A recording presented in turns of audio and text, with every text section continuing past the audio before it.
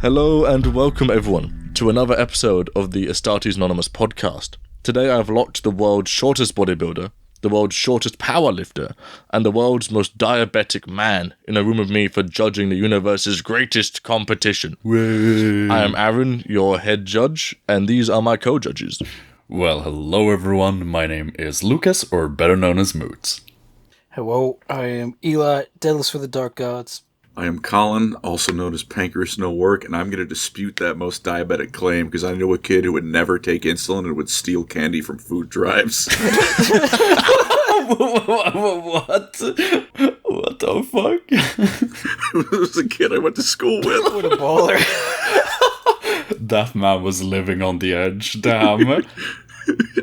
He was super diabetic too, like not in a good shape with it. Jesus. That, yeah, hero grew up to be a fucking great person. Very important. God bless him. I hope he's still out there, but I don't know. I doubt it. God gives his greatest candy to his strongest diabetics. I have a buddy who's diabetic. Fat.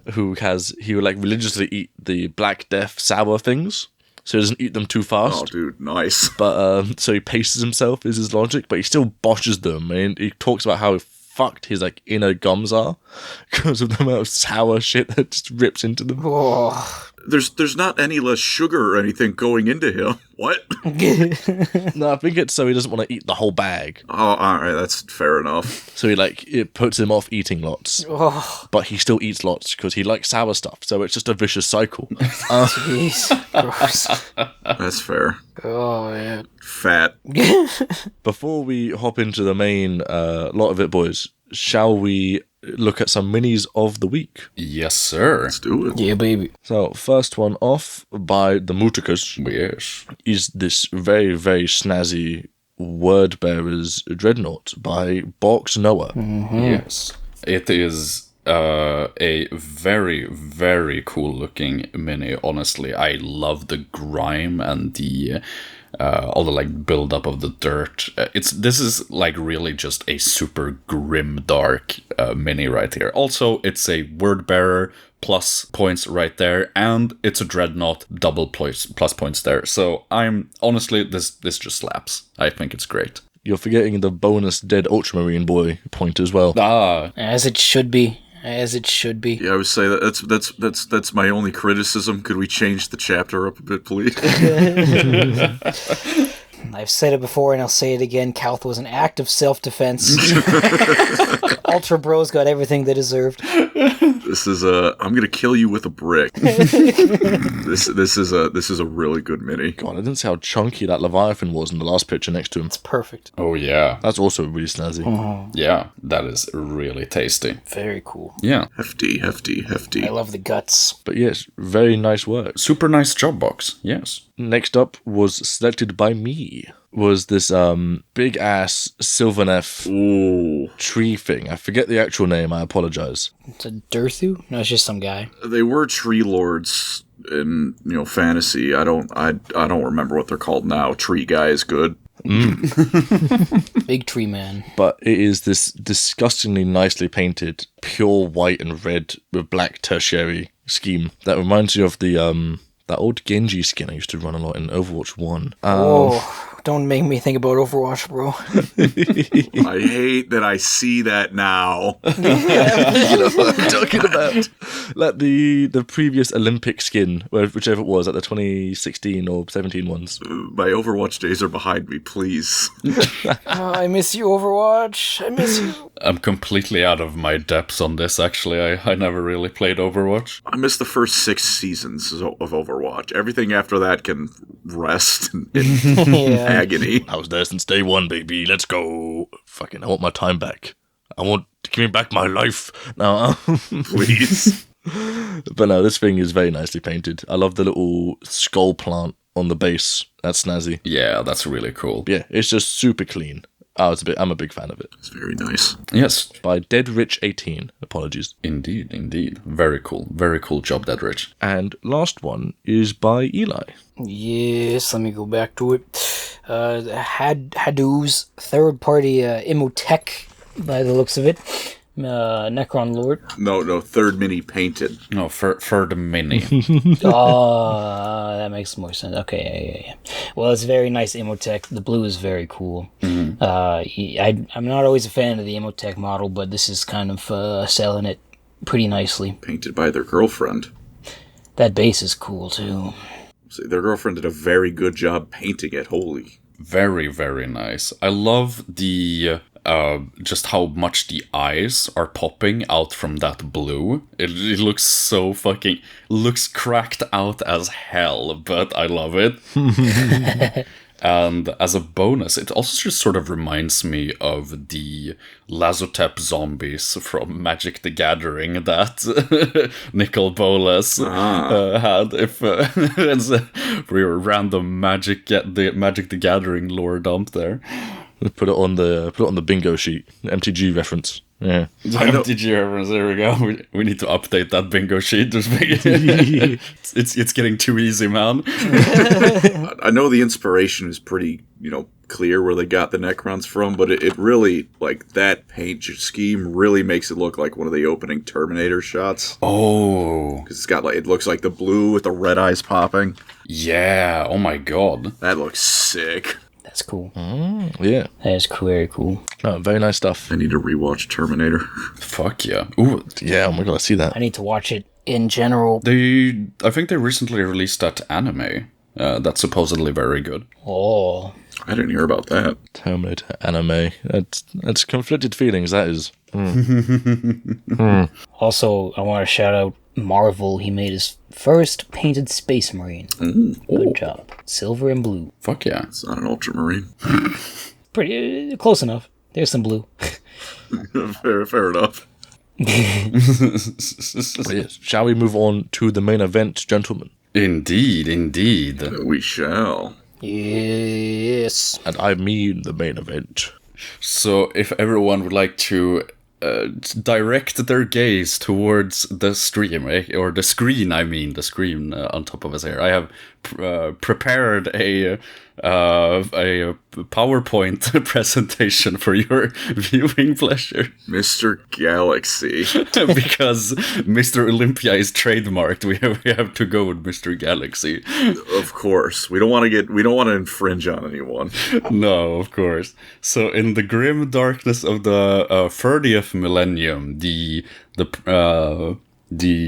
Emperor of Mankind has, during his victory at the Mr. Galaxy on Ulanor this year, has decided to retire from his bodybuilding career to return to Terra to, concoct new enhancements to further his bodybuilding goals. And he has left his sons to compete in this year's competition. And we have a couple of rules. Obviously, a competition needs rules, right? So we're gonna judge solely on physique and feats of strength. So not their character, if possible. We are scoring on a scale of 1 to 10, 1 being underwhelming feats of strength and mid to no physique, and 10 being great feats of strength and godly physique. However, important to note, not all Primarchs were made equal, as will be seen in the slide. And that's it. That's it. Also a rule. May I just say 2 quick words? Of course. So I feel like it's important to remember. These are still Primarchs. Even the Weaseliest among them could probably rip us in half with a pinky. Oh yeah. And I would also just simply like to point out that the only Primarch in the Horus Heresy tabletop with the strength stat of higher than 7 is Horus juiced up on Chaos God juice. It's not worth talking about. And, I'm just saying, Wraithguard, strength 7. Never. No. Oh my goodness. All right. Interesting. Wraithguard strong enough for Primarchs. That's an interesting take right there. Ooh. The stats don't lie. The stats don't lie. True. Yeah, buddy. Yes. Another Eldar win. One of very few. Yeah, damn. please, let us have this. Then how come they keep getting their ass beats, huh? Explain that. Because all the people who like elves at Games Workshop write for Age of Sigmar. Yeah, seriously. Very fair. Right, so before we move on, we obviously have to take a look at last millennium's winner, which is the God Emperor of Mankind. Bless him. I mean, I'll praise him and all of that, clearly he's taking a bow out this year, but it's important to show... do it in post, it's fine. Just do it in post. Show your respect. So here's our little appreciation post for the winner of last millennium. The bottom right picture still gets me, dude. It's freaking old, the tiny little guy whose hand he's holding still gets me. I fucking Lady Dimitrescu right next to him. Because this is, ladies and gentlemen, actually a redo, believe it or not. Don't worry about that, alright? It's just... I like the edited version of this, where it's like their physiques match their tabletop models, so the normal Space Marine's head is like concave in his chest. Perfect. Just like our God Emperor, of course. Yes. So to get a picture of his real life face somehow. So for this year's contestants, we have, of course, the Primarchs. All 18 of them. There used to be 20, now there's only 18. Some of them they got disqualified for different reasons. Not what I'm talking about. No, not ever. I don't think we're even allowed to talk about it, to be honest. But so there's 18 of them, and we're gonna base them. And yeah, I mean, are we ready to start the judging, to start the competition? Aye, Captain. Let's do it. All right. Fuck yeah. All right. So first up, that's what I was gonna say as well. We are going in order of discovery. So the order you see them in here is the order in which we will be judging. So first up we have the man, the myth, the legend himself, the newly appointed War Master, and it is Horus Lupercal. And believe it or not, yes, actually, this is after we had a failed attempt previously at recording this, and our good friend Alex was there for last time, and then I completely forgot to change this. So my bad. We'll just pretend, editor, just put Colin's beautiful face right there. Yeah, that's what I'm thinking. I was thinking his avatar, but all right. God damn it. Yes. So, Horus Lupercal. I mean, obviously, this has to be this is a strong start, right? Because obviously we're taking into consideration not to just the post feats from the Olenor, but everything that Horus has done. And I mean, this is a untested competition, so chaos choosing is not forbidden. So, or rather, we don't test for it. I'm not saying it's not forbidden, but it's... Look, the Armstrong guy who wasn't on the moon was doping, and it took 20 years to catch him? Lance, there we go. Pretty much all major sports are doping in reality. Oh yeah, exactly. Unfortunately, we're only getting the enhanced Olympics in a couple of years or something. So we're yeah. Good idea. Yeah. I've been saying this. If we had free reign on enhanced Olympics, it'd be insane. It'd be nuts. Let's see what the human body can really do. Yeah, because a lot of the athletes are already on stuff. They just take a small enough amount to get past a lot of testing. In reality, unfortunately, but you gotta do what you gotta do. well, yes. Fortunately, we're not basing this off real life stuff, so we can allow some chaos juicing because we all know it happens. We just don't talk about it all that much, right? It's All right, King Henry VIII wasn't that jacked, man. I don't know what you're talking about. For the sake of the competition, we're like, all right, we'll turn a blind eye. So Horus Lupercal, besides some of his pre-chaos juiced feats of strength, he has like tossing around like basically Krork level orcs during Ulanor actually. And I mean, let's also not dismiss those fucking juicy arms right there. God damn, this guy lifts. I don't know. I know he's like, Primarch, so he's already juiced on all that good old classic Emperor stuff. But like, he really didn't have to go that hard, honestly, did he? Yeah.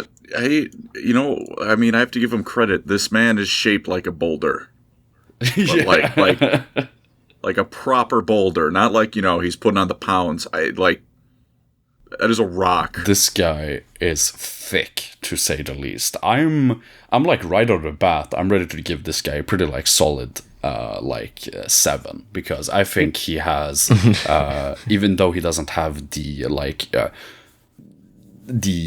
he's not really cut, he's not super lean or anything like that, he's just big, he's a menace, and he has the feats of strength to back it up. I think he looks like the kind of like like a strong man, not so much like a builder, but like the the strong man, where it's like the muscles aren't super popping, but that man could punch a bus.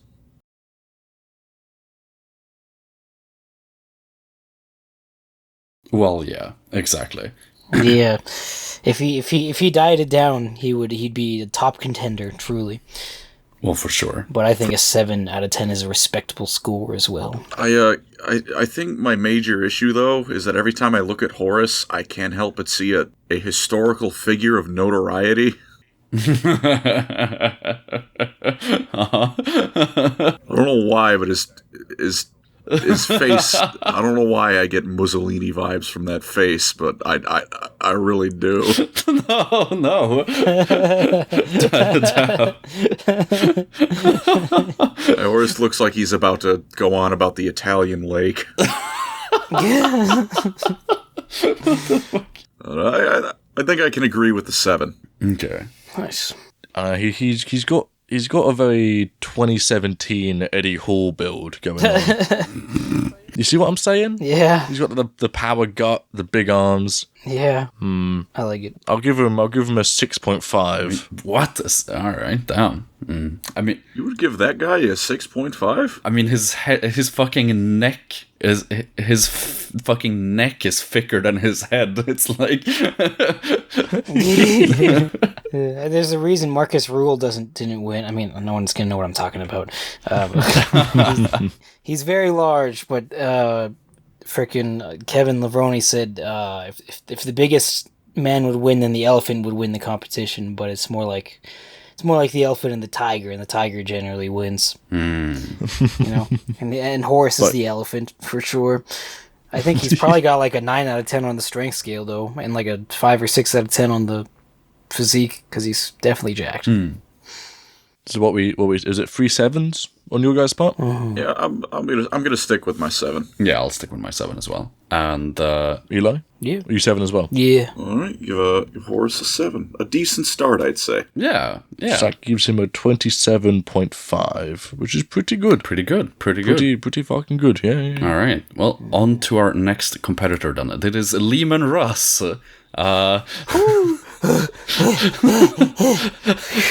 Holy cannolis. I was going to make a joke about I need to contain myself, but Eli's panting like a dog, quite fittingly, so... Maybe I'm not... Homina. So, as I was saying previously, not all Primarchs were made equal. this. What I meant by this is that when I googled, when I searched for images for this, I was basically trying to find images like this, but for all Primarchs. But I noticed there's a strong discrepancy between what Primarchs get these sorts of images, and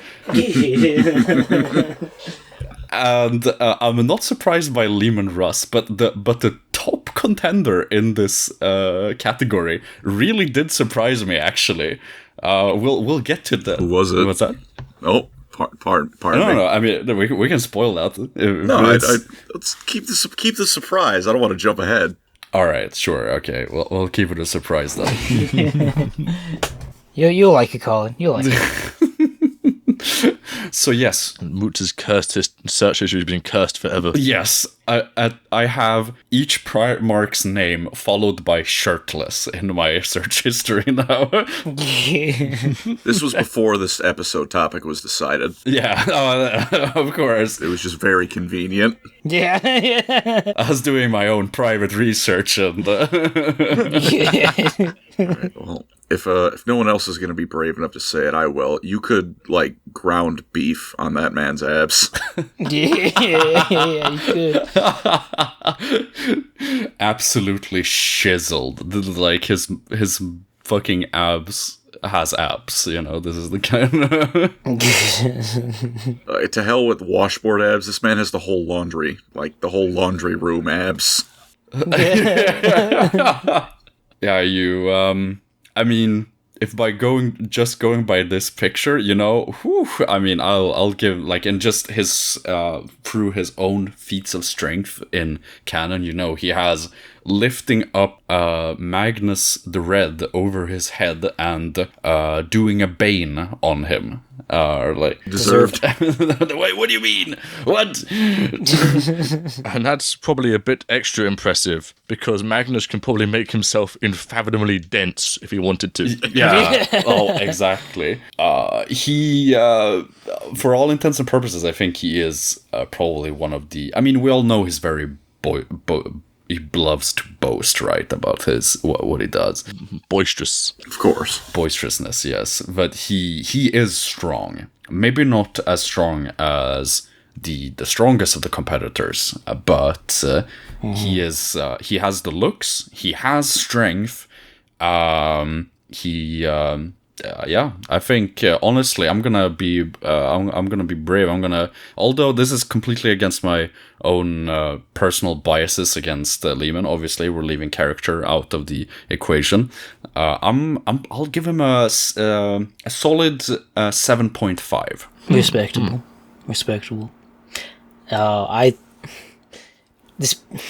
What am I trying to say? I mean, going off the picture, he's pretty freaking. He's like within like 2 pounds of being stage ready for a Mr. Olympia type of thing. He's too hairy, that's for sure. And I think lore accurate Russ would not want to diet. I think he would just drink beer all day, anyways. That's what I was gonna say. That's not the first cup. But he's like that. Yeah. He's the bro with insane genetics who just like drinks and parties all the time and still looks really good. But he never like actually will dial it in and, you know, bring it to the show. Yeah, because he's never had to, right? But going off of this physique and also what I would picture him in the lore, because I picture him as like, you know, like the classic Viking, like jack shredded guy, but not like 5% body fat by any mean. Like this guy eats his meat, and potatoes for sure.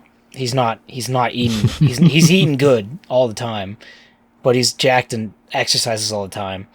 So I give him probably like a 8 out of 10 on the physique scale, and he did beat Horus in a fight basically, and survived Horus as well. So that for me puts him at like a 7 out of 10 for strength. Well, let's also mention that we are not, when counting like feats of strength, we are not counting what they can do with their weapons, but what they can do with their hands. Because you know we have some Primarchs who has done awesome things with their weapons. Yeah, that's true. It's a good reminder. So I guess I give him a 6 out of 10 on the strength score because I feel like other than beating up his brothers, he doesn't really... There's not many moments where he does anything super insane. Yeah. Just strength-wise. But you still have to be a pretty strong guy to survive fighting Chaos Horse. Well, for sure. And so, I don't... What did I say? 6 out of 10 and 8 out of 10, which would make a 7 out of 10. But I gave Horus a 7 out of 10, so Russ probably deserves 7.5. Wait. All right. It's 2 7.5s. I'll go 8. I'll give him an 8. Okay. Nice. I'm not nearly as knowledgeable in bodybuilding or the gym as Eli or probably most of you. It's been a good 8 months since my last gym visit. But look at that man's man's veins. Yeah. That is a fire hose. Yeah, it's freaking crazy. This guy's juiced up. His vein goes from his traps to his chest to his bicep. It's freaking like perfection. I don't know. It's been like 2 years since I took an anatomy course. I don't think that's how that works, but he's just so jacked that don't matter. Actually, you'd be. I think that vein is actually legit. You'd be surprised. Oh, that's really impressive on the artist part, then. Mm-hmm. Oh, yes. Well, all right. Well, that leaves our head judge. What do you have to say? It's a good fucking thing that we are not judging off character, because I'd put him so far in the minus. Everyone's a hater. My God. Everyone's a Lehman hater. Oh, man. Fuck that guy. Stay seething. If there's one Lehman Russ fan, it's me. Just gonna hear a gunshot. Back of the mic. Yeah. But no, judging off the picture, the incredible boulder shoulders this man has been given, and just the rest of it, it's fucking nuts. Along with just the very much so implied physical strength, I'd give him an 8. Yeah, I think an 8 is fair. All right. Well, that's 31 points. No, 31 points, for Lehman Russ then. Yes. Good start. Well, then let's move on to our next contestant, which is Theros Manus, the Ferrusi Herusi himself. He So no head.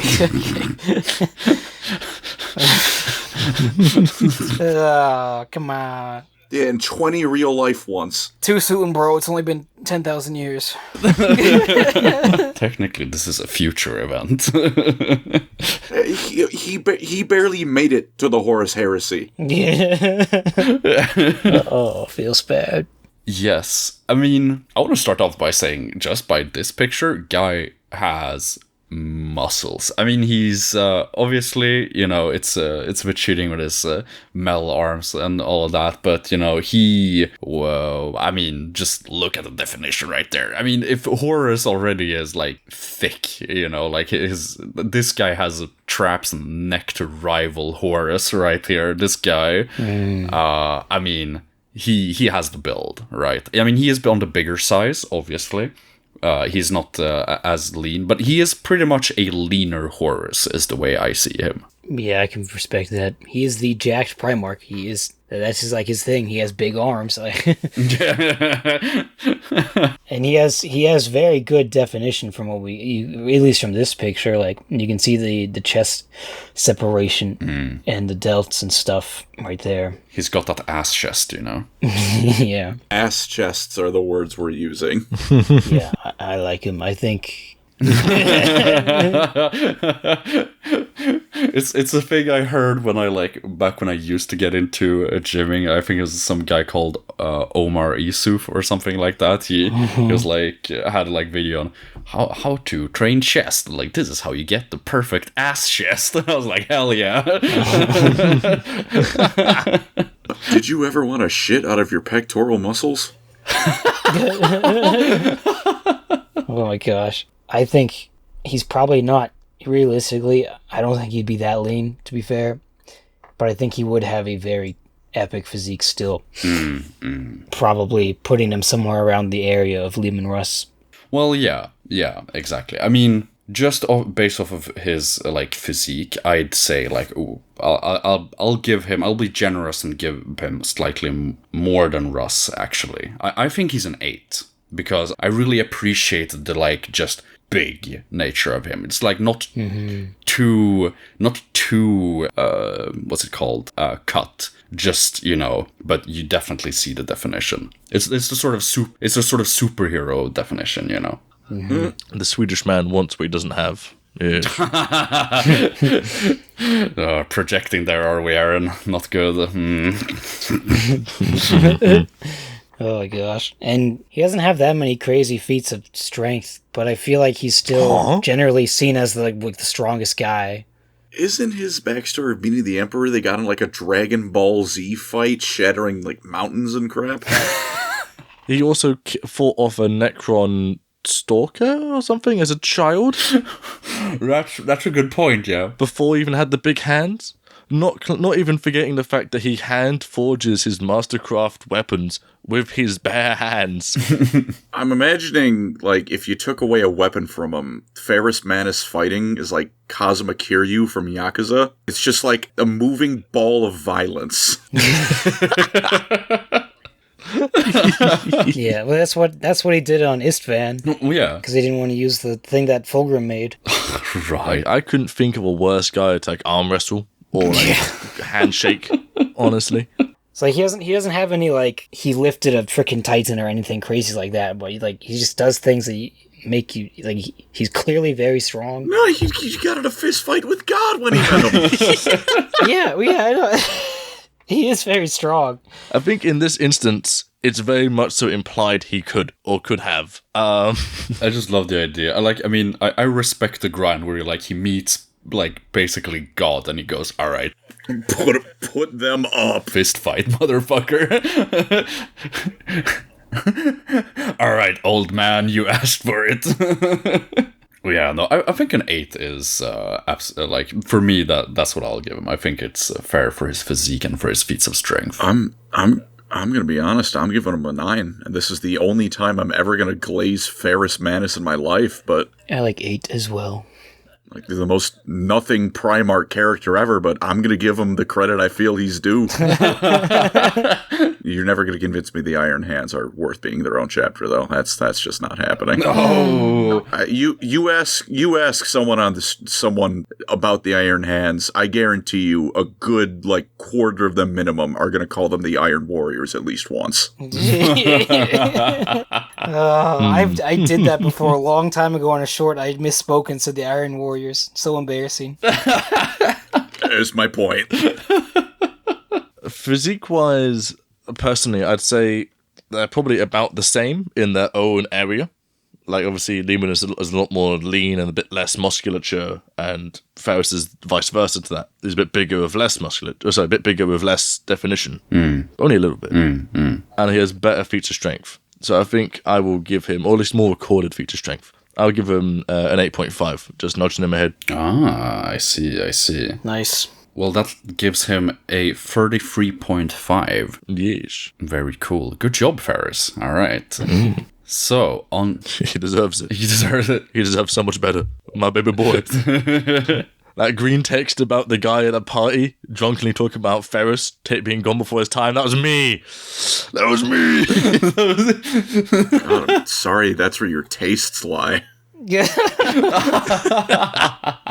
Not me having an entire working on a successor chapter or Iron Man successors. No. What? Who are you people? Between you three and Hal are like the 4 Iron Warrior. I did it. 3 Iron Hands fans. The 4 Iron Hands fans of the planet. Dude, both these podcasts suck. I'm out. No, Tom likes Iron Hands as well, to be fair.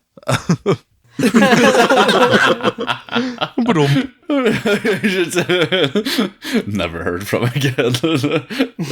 I think Tom's old custom homebrew was a Iron Hand successor as well, actually. Nice. Yeah. The old carrion engines, yeah, they definitely were. Oh. Well, yeah, exactly. Are very cool. All right, so on to our next contestant, which is Fulgrim. Ooh, yeah. Oh, I hear some strong reactions from the judges here immediately. I'm not biased. May I start before Eli glazes? Look, let me just say one. Would.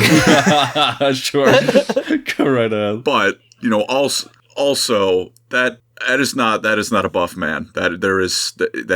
He's he's toned, but that's it. That's where it ends. As I said in the previous lifetime we did this recording, this man, compared to the other Primarchs, is not built like a predator. He is built like prey. Alright, this man is like... I'd say he's built like a cat. Well, yeah, you look at him. He is the twink of the group, right? He's the runt of the litter. This is crazy. This is not...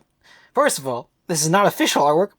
Second of all, Lore Accurate Fulgrim is the perfect being to ever be created. That's his whole point. He has the perfect sculpturesque body, Greek sculpture.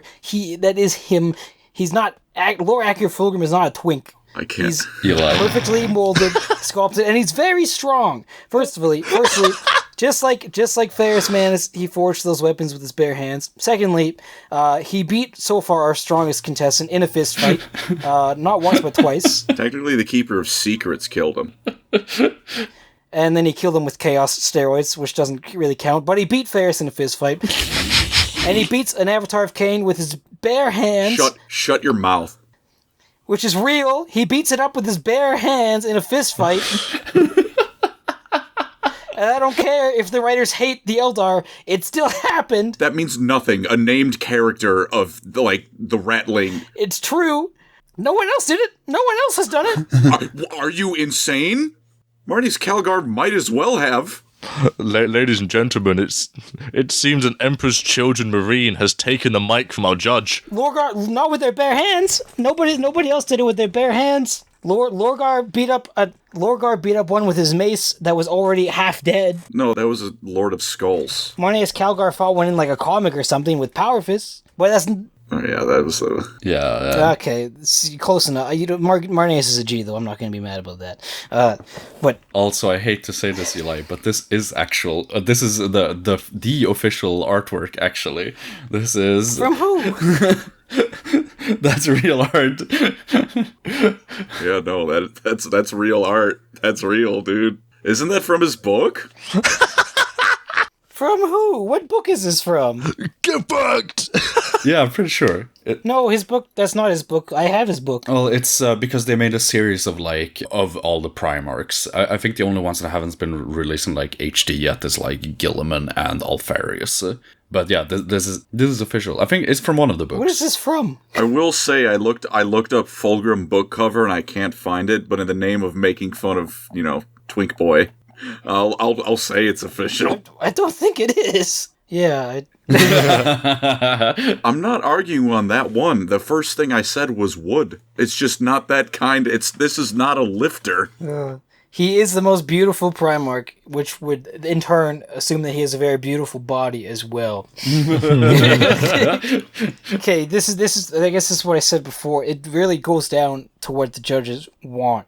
And this is why bodybuilding competitions are so controversial, because when somebody will bring a different type of physique to the stage, but if the judges don't want that, then they're going to rate it poorly, and they're going to put somebody like Horus over somebody like Fulgrim because they want size and not definition. And like I said, Fulgrim is Mike Menser. He's going to lose his competition because it's rigged, and then go do meth and turn to Slanesh and die. But theoretically, Fulgrim wins a classic physique competition, whereas another competitor who we've not talked about yet would win the open bodybuilding competition, because they're scored in two different. They're scored differently. Yeah. Oh my god, dude, I'm acting up. I would like to add that it is not open that Fulgrim wins. It is the bikini that Fulgrim wins. I mean, I see Fulgrim roll up in a bikini all oiled up, I think we're all acting up, to be honest. Right. Let's get to the judging, boys. I think Lore Accurate Fulgrim has a 10 out of 10 physique if you're going for the classic physique look. And I think his acts of strength are very impressive, even if Avatar of Kane is goofed on all the time, I still haven't heard of anyone else doing it with their bare hands. That's fair. That's fair. And also fist fighting Ferrus Manus. Let's not ignore that. Who we did say is our strongest Primarch so far. That's true. That's a good point. So, and he was natty. He was natty then. But so okay, so I'll give him that. He is, you know, I'll give him I'll give him that. You know, he did manage to beat up a Primarch that we just established is insanely strong. But as you mentioned, Eli, it all depends on what the judges want, and I mean, I see the Finn twink, you know, I bet you, yes, he's beautiful, he's very gorgeous, like, I agree with the Colin sentiment, you know, would, but I'm having a hard time putting him above 6.5. Wow. Feels bad. You also have to take it into consideration when somebody with a physique like this, which I still don't think is official art, but when somebody with a physique like this... Well, he's clearly never going to do that then, because he would have done that if he thought it was perfect. ...gets carbs in their system and gets pumped up, they look twice as big on stage. It's all... Bodybuilding is all an illusion. But he didn't. You can't be in a constant... You can't be in a constant state of pumped up, though. That's not possible. It sounds like this man needs a visit from the Tren Fairy. Oh, so he's a hypocrite. What do you mean? I'm always Unless he'd be exercising all the time. I'm always pumped up. What are you talking about? Fulgrim gets an 8 for me. I'll give him a 6. Here's my reasoning, right? An 8. Ooh, all right. 6.5 and an 8. What did the other judges say? A night with Lehman Russ. I'm not walking for a week. There's no coherent thoughts in my head. Ooh. You know, Fulgrim would be a gentle one, but you know, it's just not the same. He'd be caring. He'd be loving. If Robute Gilliman gets even a sliver of a point higher than Fulgrim, I'm gonna kill someone. I'm gonna blow a gasket. You are not gonna like when we get to him. It is my turn to glaze them. I'm gonna They're supposed to postpone the Lord Grimes meetup until you calm down in 10 years. He's become inconsolable for 2 weeks after the recording, dude. I don't know what the fuck happened. Friendship with Eli ended.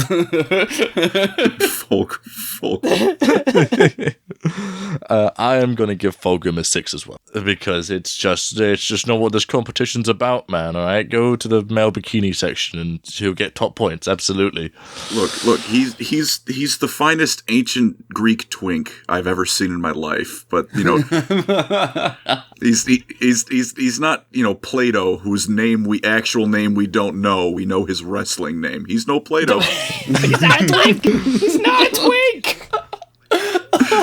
I mean, you say he's no twink, yet the fucking Khan basically called him a twink to his face, and he had no response. All right, it's. I do believe that puts him then at a 26.5. Yes. So. Yeah. A quarter of those points are Eli. And. Oh my gosh, this is crazy. Because you got to think about a bodybuilding competition. There's many different judging in the. All right, so it's not just its size. Yeah, well, by that logic, we need to pick one to judge by. He's clearly in the wrong competition, man. All right. Well, no, but you judge by all of them. That's the whole point. It's size and leanness and conditioning. You yourself just said they all judge by a bunch of different things based on the contest. Because it's rigged. Because the judges are rigged every time. That's not rigged. That's just different taste for each contest. Oh my gosh. That's not rigged. That's like if you show up to a karate contest and you're like, yeah, I'm an MMA fighter. Those are two different fucking things. Next slide, please, Moots. Oh my gosh. But it depends on what judge. Sometimes the more lean and conditioned guy will win. Sometimes the bigger guy will win, even though he's not as lean and conditioned. So it's kind of taking the whole point away. Yeah, I'm going to argue with someone who was in a bodybuilding competition about how bodybuilding competitions work. What about it? All right. We are rigged except for Eli. All right. Our next contestant, which is Vulcan. Oh, mate. Yeah. Wait. Did it just get all hot in here? Am I right, boys? All right. I'd like to submit 2 images. I need to pull up the second one real quick. It wasn't copy and pasted yet. Give me just one moment to find the right. There's a lot of images I'm looking for. I promise they're not degenerate. I swear to Colin has a whole collection of Vulcan images. they're all official artwork, and only one of them is Vulcan. I would like to present this to the judges. Bro looks like Broly. Oh yeah, yep. It's got a whole external hard drive. I will be referring to Rogel Dorn again on this one. Fucking Broly. Alright, well, I'm just gonna say it. Vulcan is a 10. He's the strongest Primarch, and he's molded, forged the perfect body. His feats outlive him. Yeah. And yeah, just look at those fucking arms, dude. Mother of God. And he's cut. He has the size, he has the definition, he has the love, he has the the height. You know, Dude, I feel like it should also be pointed out that even though Vulcan's loincloth starts like a foot taller than Dorn's, it ends at the same point. You know, just look at how those brachialis merge into the tricep, dude. That's fucking nuts. Like, that's fucking disgusting. That is not a hog. That is the entire farm. Awesome. That is the pigsty. the fucking he's hiding an anaconda down there. Oh, gosh. Do we need anything else, or can we all give him our 10 and move on? Jesus, man. All right. It's a 10 from me. Hog aside, because that's for the other episode. That was the first episode we did. That's No. Mooch, you're forgetting that logging that thing around is a feat of strength of itself, man. God damn! I'm pretty sure that's got to be like at least a strength 5 weapon. Like you know those I think it's Chinese monks who will tie like weights and stuff and then swing it about and practice that as a form of meditation. Like any marine that's in need, that's in battle and sees Vulcan will just hold on to that thing and just get dragged to cover. It's like a rope. A prayer, a light of hope in the darkness, dude. It slaps you in the face a bit, but it gets you there. He can't do the helicopter, he does the vertibird.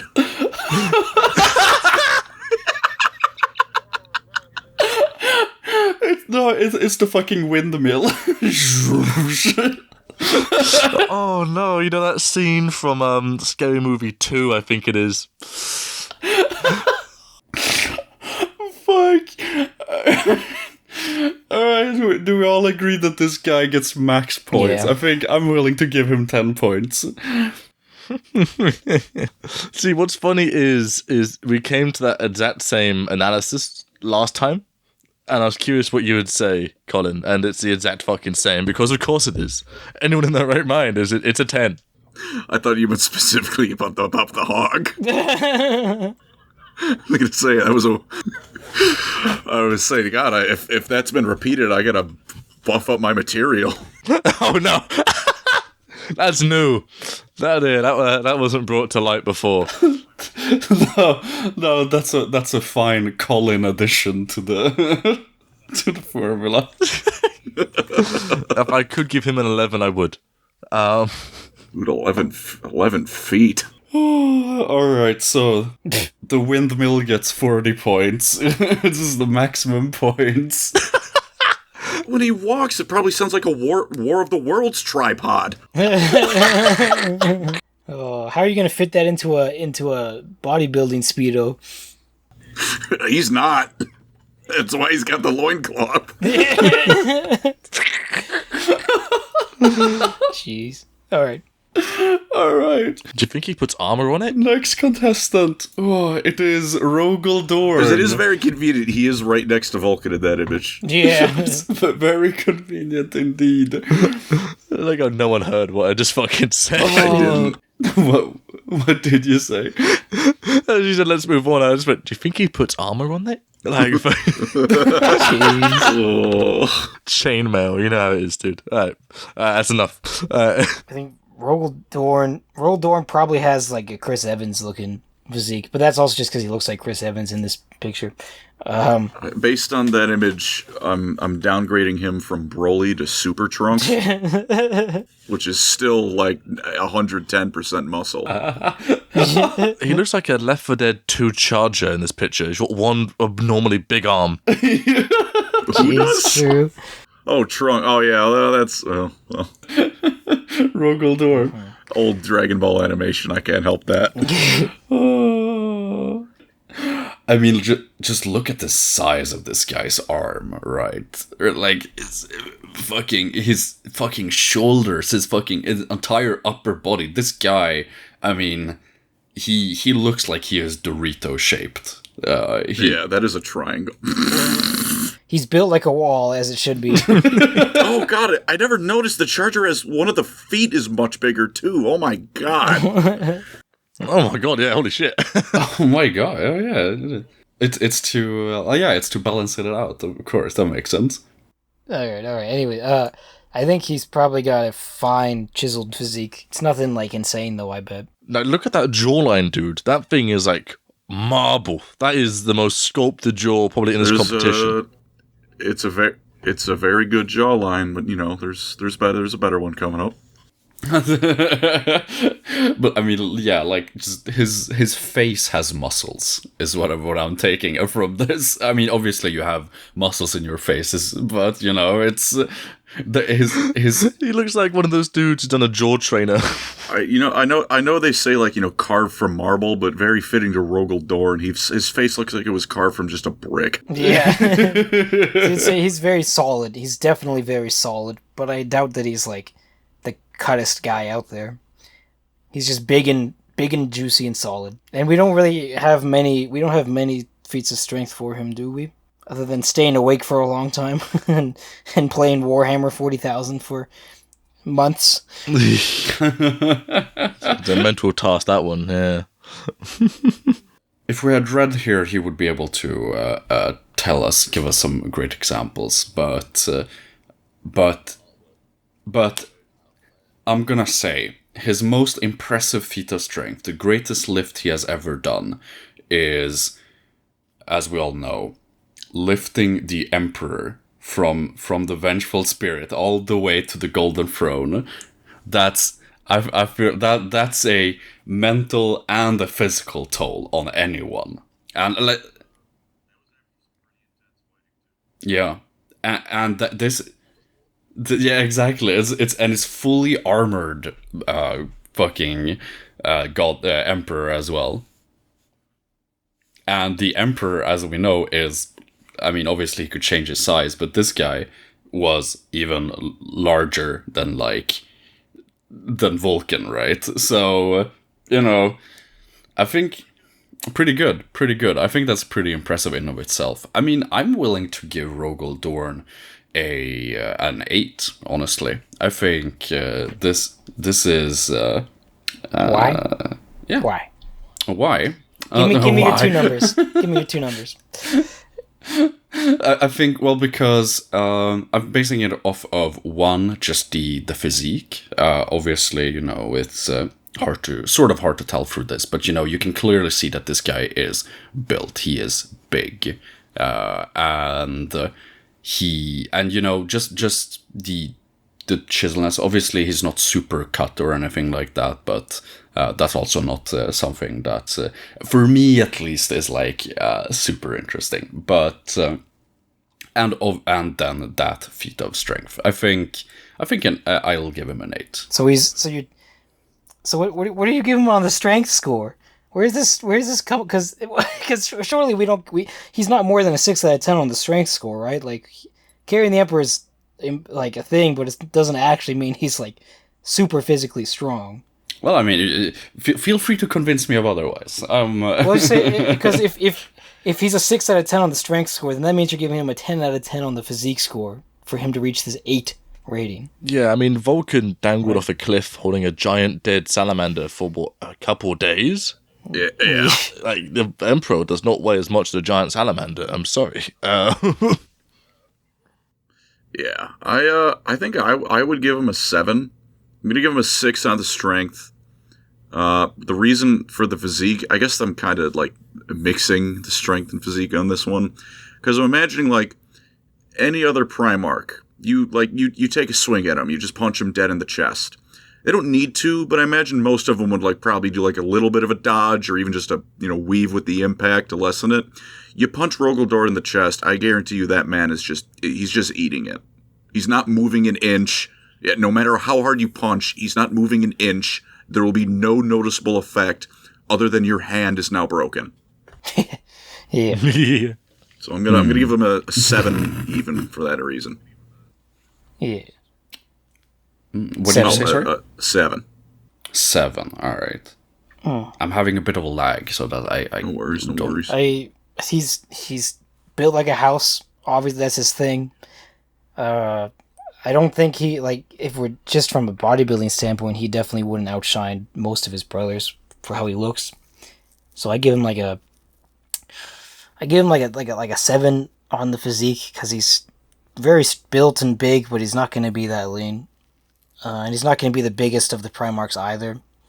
And then feats of strength, like, I haven't been convinced to give him anything more than a 5, just from like the writing, just from the material we're going off of. Like, even though like theoretically he's probably really strong, if we're just going off of what we know of him doing, there's not much more than a 5 to give him. Don't say it.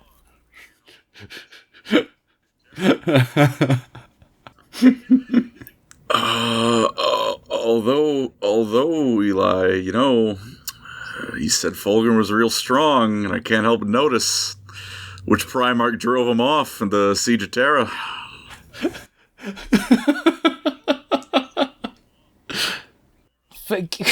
Fulgrim just left, bro. He said he was gonna lose to Fulgrim if Fulgrim didn't, Slaanesh just leave, because Traitor Primarchs can't win anything. I'm just saying. Yeah, they can't win anything because they can respawn. Please, just let them win one time. Guilliman can respawn. Guilliman can respawn. Oh, I'm sorry. Did the one time that's happened for a Loyalist Primarch, is that too much? Does that unbalance the scales of infinity? Although I'm saying Magnus or Mortarion could have beat Guilliman, and then he could have respawned in his thing, but they didn't want to do that. Mortarion did beat Guilliman. He was dead. And then the Emperor just killed him. Yeah, because he gets 1. The Emperor does that once. I will never defend the Emperor. He had 1 res compared to the infinity. And on the moon, Magnus was surrounded by the entirety of the Sisters of Silence. Yeah. You get 1 redo. I just can't wait for Fulgrim to return, and then he'll lose to just the most random Loyalist Primarch in existence. That will happen, and I will feel bad. Yeah, but anyways, regardless, In between then and now, the lion will fall asleep again. Rogaldorn did say that Fulgrim had him, but he just left, so... Classic. But anyways, I give Rogaldorn, what was I even? I don't know, a 6, I guess. A 6. All right. I think you'll be getting a very strongly worded mail bomb from Red. But if he was here, he could have probably, if he had feats of strength, he could convince me otherwise. But none of us are Rogaldorn connoisseurs. No, obviously. Yeah. I appreciate Dorn, but it doesn't go beyond appreciate. It's like, you know what? I'm happy you're here. That's kind of where it ends. Yeah, though. I thought you were gonna tell me that he killed Alfarius. It feels bad. Well, he did. Yeah, but that's a meaningless statement because that's Alfarius. I know. See, I think it's fair to note that we're all like I think going at this from a couple of different perspectives. Me, for example, I'm not huge into like, I'm not saying I'm oblivious to like lore, but I don't know as much as, say, for example, you Eli or you Colin, but I strictly go by my a specific taste basically. Respectable. So, head judge. One final thing, to in Dorn's favor. Again, I'm just saying, both of their loincloths are still like the size of that guy's torso.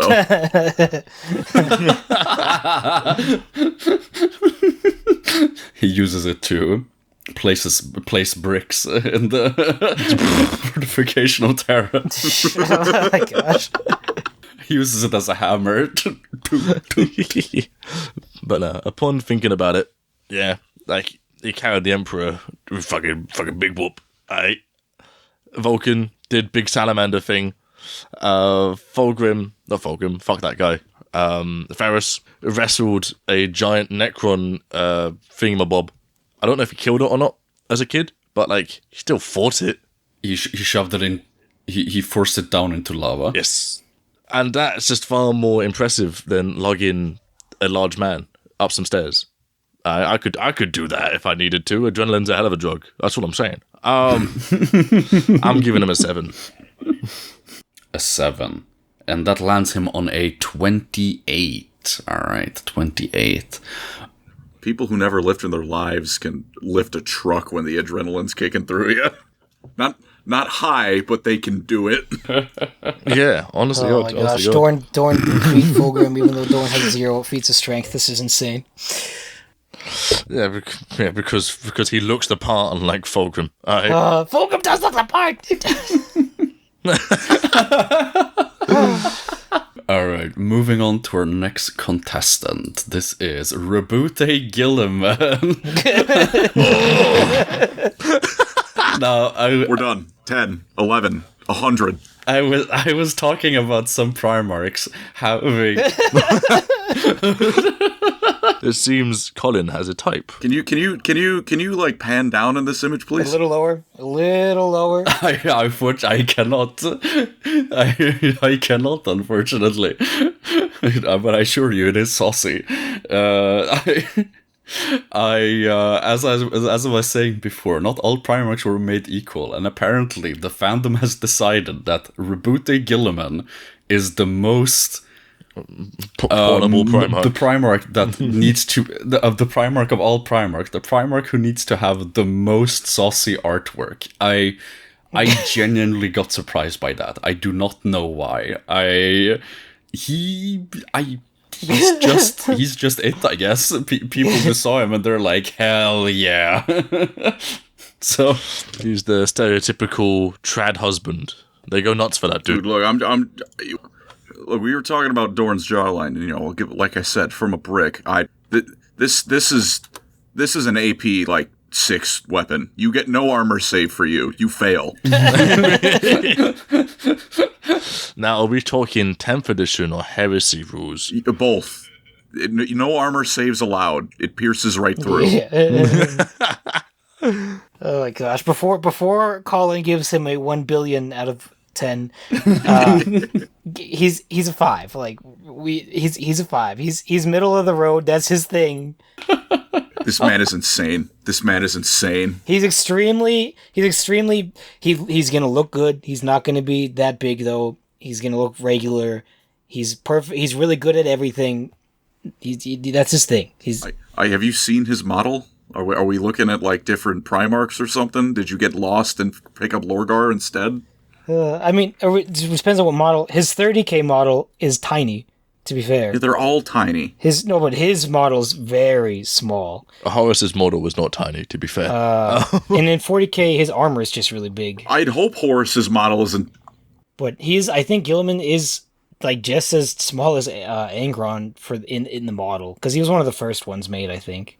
Or if we're going a bit based off model-wise, yes. No. But I think realistically... But we're not doing model-wise. Well, we're going based off of anything we have, really, but it's Dude, his leg is a Space Marine's body. It's 40k model, yeah. Well, all right. I feel like Colin, I feel like you have some strong opinions in the positive direction of not to say that Eli has negative opinions here, but like I feel like you have some takes on this that I would love to hear. All right. You know what? Let me start off with the physique. Now, you said Gilliman's thing is, he's okay at everything. Let me tell you. No, Gilliman's thing is, the first time you can throw him for a loop. Second time, he's going to hit you with the same trick and better. He did that with the Moritat against Corvus. I think it was like Corvus was like, yeah, I beat him twice. Third time, never happening again. There is no third time. What does this have to do with his physique, though? There's a... I'm getting to it. This is called build-up, sir. He's, you know what? Fine. Maybe first bodybuilding competition, he might not do so great. Second one, he's learning. He's seeing what the competition does. He sees how to do it. He's coming back. Star of the show. 9. Bro, but he's not there yet. This is the first time. Yeah, he is. Yeah, he is, because you know what? No, it isn't. This is the second time. They started by saying that they did this before. This is the second time, baby. It's a 9. Oh my gosh. Was he in the first one, though? Oh. I do buy that argument. He is strategic. I mean, obviously, we haven't taken this into consideration for previous Primarchs, so it's a bit of a. I feel like that's a bit of a bias, perhaps, but it is. We're making our own canon here. I mean, it's Mr. Galaxy, all right. This is an AU setting. I think this is. You were talking about bias earlier in these competitions. Hi, I'm biased. It's nice to meet you. Oh my gosh. But strength. I distinctly recall looking at an image of him punching a word bearer's head off in space. We said that last time, but any Primarch could do that, is what I said. I don't know. I don't know if Lorgar's pulling that one off without the mace. I think, yeah, he totally could. I think any Primarch could punch a guy's head off. Maybe, but keep in mind that's in space. He's not getting oxygen. There is no air, and he still pulled that off, and then did it for 13 hours. Well, he punches straight through their chest. And then he punches back into the space shuttle. Yeah. You think someone without a peak physical form is strength is going to punch their way through? Yeah, but that's like the bare minimum. I still think that's the bare minimum. Also, his lungs would have to be strong enough to withstand the vacuum of space. He punched his way through a spaceship hole. Yeah, I know, but I think that's just like I think any Primarch could do that. Maybe minus Mortarion. After 13 hours in space? Huh? You think Corvus is doing that after 13 hours of sucking vacuum? Maybe. That just seems like a biology thing that they'd all be able to do. You are off your rocker. Oh my gosh. I just imagined him with a fucking Dyson. I am Gilliman's strongest glazer. I mean, judging off of this picture, it looks like he's already been glazed, to be honest. So yeah. Well, he better get ready for round 2. By Colin, yes. Hey, you know what? Imagine this. You walk up. You're in a Macrog, a public bath, because it's Rome, they all have those. This peak form walks in, takes off the towel, and the room is silenced. The entire amphitheater is silenced. Oh my gosh. Maybe by himself, yeah, but then if Vulcan walks in right beside him, it's like, oh, that guy's not a big deal anymore. Well, that's not fair. Yeah, no, it is though, because they're all on a stage together. They're all supposed to be on a stage together, and we're judging them together. Yeah, put him next. Yeah, I think the next to the rest of them, he's doing pretty good. Vulcan, as we discussed, is Yeah, pretty good. Not perfect though. Scores, gentlemen. Oh my gosh. I'll give him a 7 for strength. I don't care what you say. Punching your way through spaceship hole. What are I just don't know. What do they make like Imperial ships out of? It might be adamantium, but I don't know if it actually is. That's a good question. Well, if it is, hey, you know what? What did any Al or Andy? Yeah, shit. Wasn't it his flagship he punched back into? That's a Gloriana-class battlecruiser. That is the thickest, biggest ship, and he beat his way through the plating. Does he have a power fist on in that? No! Because in the picture it looks like he has a power fist on. He's just a Primarch. He's got big, meaty Primarch claws. Oh, man. Give him an 8.5. 8.5? 8.5. Okay. An 8.5. That's crazy. Damn. Oh my This fucking god. guy, man. You know, what was it you gave Fulgrim, buddy? An 8. Hey, okay. All I'm hearing is I'm a bigger Gilliman fan than you are a Fulgrim fan. I'm trying to be legit, all right? That's where you went wrong. This is Votan logistics. Is you didn't want it enough. You don't love him enough. Literally, Votan fucking ideology going on here. Why do you think I only gave him an 8.5? I'm trying to be fair. I'm failing. But an attempt was made. God, I wish I was Yvrain. Oh my goodness. No, okay, he totally has a power fist. I can see it on his model, too. Oh god. I mean, okay, just look at his arms, right? They're bigger than his head. Like, his biceps are huge. Alright, Gilman 100% has a power fist. I see it in all of his pictures. I'll take this to my grave. Lick the sweat off of his abs. It's called the Hand of the Minion, but yes, no, it exists. Oh my gosh. I mean, I think I agree with Colin to a certain degree. That I think that given the chance, like seeing this as this is the in the last millennium, you know, you had it was the Emperor one, but you know this time Gilliman being a bit more ready, he you know, he shows up like this basically. I mean, I don't think he necessarily has the strength. The words, the strength right up there as other Primarchs. So for it's mostly just for his aesthetic that I'll give him like a 7. Probably actually a 7.5. My brain is gonna explode.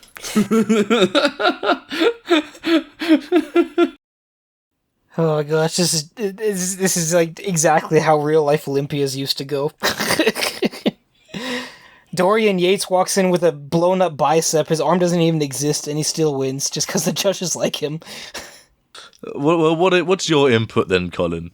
I wish I could be Helbrick's sword polisher guy, except instead of Helbrick's sword, it's, you know, Gilliman's sword. Gilliman's abs. Oh my gosh. Oh my gosh. His thick, meaty sword, yeah. Dude, I would be a vacuum. Oh my god. Eli, what's your number, man? All right. We gotta rein in the judge here. You know? He's salivating all over the competitor. Neutral at all times, boys. Oh my goodness. All right. Eli, you gave him a 5, right? Yeah, because realistically, he does not have a feat of strength that puts him above a 5. Gosh. I'll give him a fair. 7. He is very middling.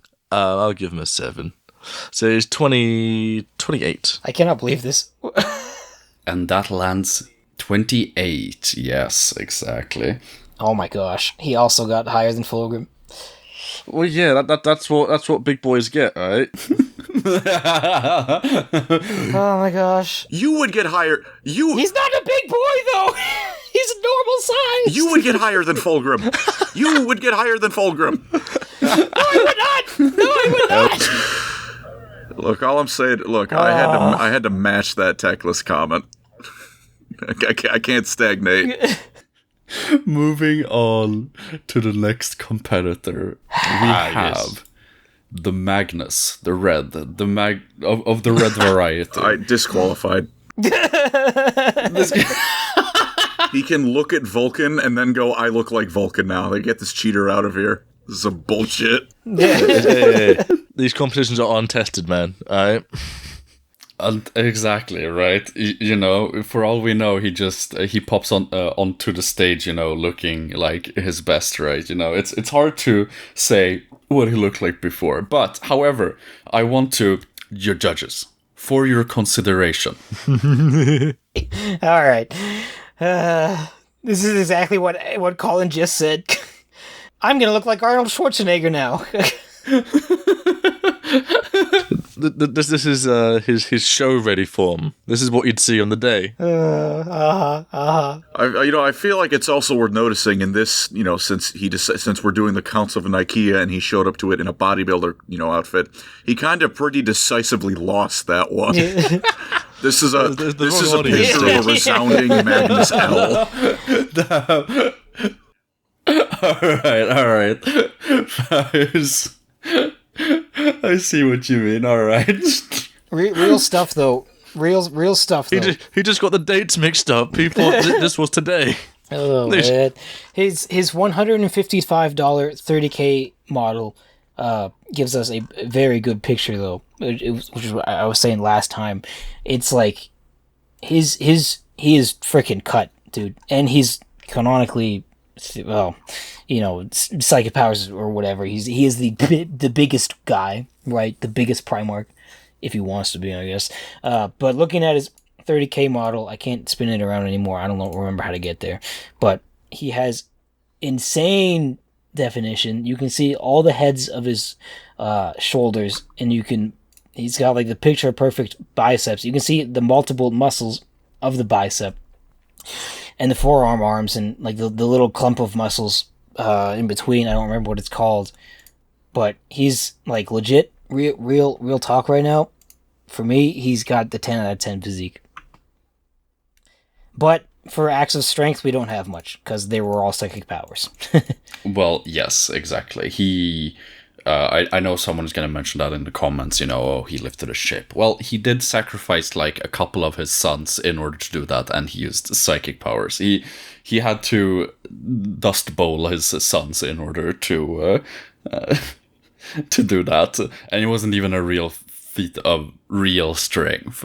So, like, I'll try and put away my bias here, because I agree that like physically he has it, right? He's not a 10 for me. I'd say he's like an 8, maybe an 8.5, but his strength, feat of strength puts him down for me to like probably a 6.5. This is part of why my first response was disqualify the man. Because isn't there, like, background fluff for the Horus Heresy where Magnus would face, like, a Titan-sized enemy and just go, yeah, I'm going to just grow to that size and punch it out? Like, in terms of strength, it's like, he's using psychic shenanigans, but he didn't use them to summon a lightning storm. He just grew 100 feet tall and punched it out. Like, if we're counting that, and I'll leave that to everyone else, if we're going to count that, I don't know. If we're counting that, you have to give that a 10. He's the kaiju we need in our 40K, all right? Yeah. He was like, oh, we don't there's no, like, bio-titans yet because the Tyranids aren't here. I'll do it myself. Yeah,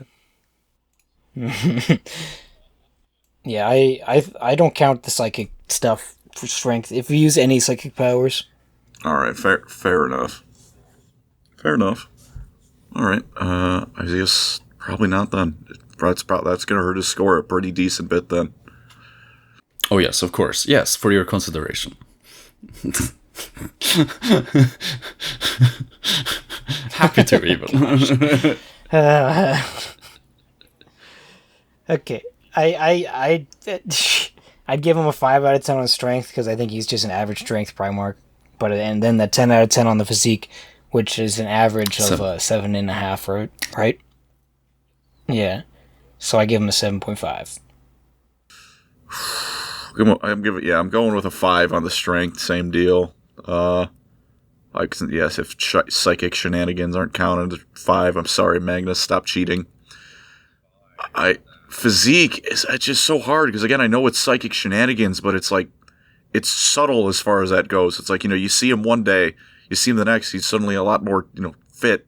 It's like, oh, that was a quick workout. It's like, oh, it wasn't a workout. I snapped my fingers.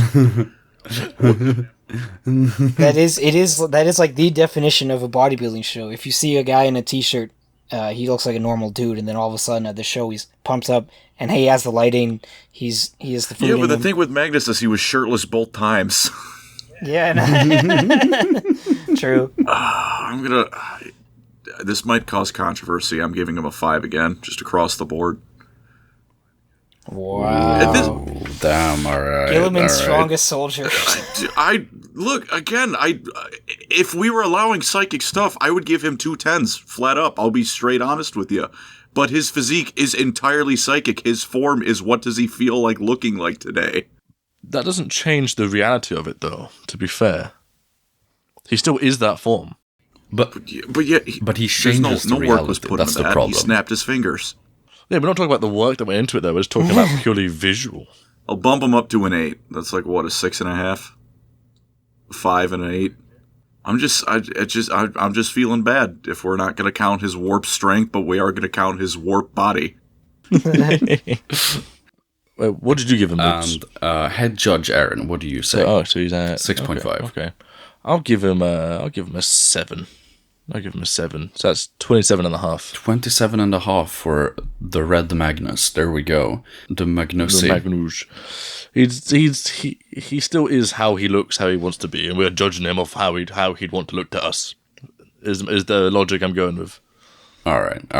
Well, 27.5 points. Yes. So moving on to our next contestant, we have the Sanguinius, and I mean, going based off of, I'm going to be controversial as fuck here, because I honestly, I'd put this guy so below, like, Fulgrim, right? This is, I don't think he has the looks, really, that I think I'm looking for, at least, in my judging superiority. I don't know. I'm gonna agree with Eli. Fulgrim, I think, did it a bit better. Yeah, baby. Sanguinius has an aura of beauty, whereas Fulgrim is just like physical perfection. Yeah. Also, this artwork makes him look like he has an eating disorder. I'm gonna level. It's very well done, but he looks like he hasn't eaten. It's most of them are the same. Yeah, all of for except the fan maids are the same artist, I believe. But like, I think with Sanguinius, as you said, like, he just has this aura of like awe, where like he just looks like people look at him, they're like, holy shit, an angel. But like, if the Bible is anything to go by, angels are horrifying. So like, I don't feel like he has necessarily the super great feats of strength. Like, most of them is using weapons. Yeah, he's kind of screwed by our rule of no weapons, because he has he arguably has some of the most impressive, like, feats of fighting. Yeah, Cabanda, whatnot. Yeah. Yes, exactly. He did break. It wasn't the end though. Was him breaking Cabanda over his knee though? Wasn't it? Like the last time they fought. Like that is a bloodthirster. He broke over his knee. Oh yeah. That is significant. That is true. That is a good point. But he was fighting with his sword previously, right? Up until that point, pretty much. Well, they've been fighting a lot, and this was, again, also just during the Siege of Terra. So before he was fighting Cabanda a lot, he was fighting the Traitor Legions a lot. Yeah. Well, I think he's super strong, but I think the weapon rule kind of screws him. So, I don't really remember what I gave Fulgrim, but like, just based off of that and but like his physique, his like looks, the aesthetic of Sanguinius, I'm like putting him like a 6. Like, I think maybe like 6 or a 5.5. I'm not entirely decided yet. Dude, I'm gonna get some flack for what's about to leave my mouth. Oh, okay. I'm gonna give him a 6 for the feats, because again, like, you can't do the things he's done. If you're like, weapon or not, there's some power behind that, right? Always having a weapon definitely holds him back, but again, bloodthirster over the knee. I'm I'm giving the physique a 3. It's a 4.5. A 4.5 for me. Damn. Lowest score to date. That's respectable. Yeah, I can't in good conscience rate him higher than Gilliman because that wouldn't really make much sense. So I think a 4.5 as well. 4.5. All right. Damn. What did you say? And You said you weren't head sure? judge? Yeah, I'm thinking like I was thinking between a 5.5 and a 6, but like I think he's overrated, very much so, for what the community says. So we're wanting all the smoke here, apparently, on Sanguinius. But when it comes to aesthetics and stuff, yeah, he's pretty. Doesn't look strong. So I'll give him a 5. Yeah, 5. damn. All right. Well, I'll stick to. So 20.5. No, 21.1 or 21.5. So. I'll stick to my 6 then, just out of pity. Honestly, it's 20 according to my calculations. 4.5 plus 4.5 plus 5 plus 6. So that's 20. Oh, so I thought you said and a half. He's lucky there's Primarchs all about stealth coming up. Yeah. Honestly.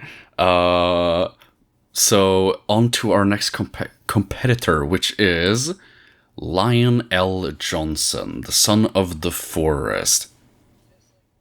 Just like we were real. The man, I think, like, if the lion really wanted to, he could channel his powers of autism to become like the just best bodybuilder ever. But I don't think he cares enough to do that. Can I once again be perhaps a bit controversial? I'm just gonna go physique right away 5, not because I'm sure he's built under there. We never see it. He's always in full plate armor. How am I supposed to judge him off of it? I know it's there, but you keep the plate on at all times. The Dark Angel's plate armor stays on during sex. I was about to say that, yeah. I was just about to say that. Yeah. Oh, man. That's some real protection right there. Why? What? Do you want to go upstairs? Why? What's up there? Just fucking type of guy. Fuck it.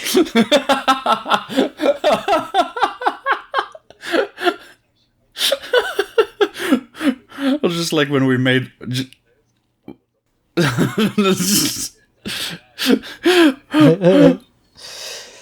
Oh, no. See, I think we were talking earlier. I think he's just the parallel to Lehman Russ. I think he would look extremely similar to Lehman Russ. Because, like, I think Moots said, Lehman Russ is an animal. Lehman Russ is a nobleman pretending to be an animal.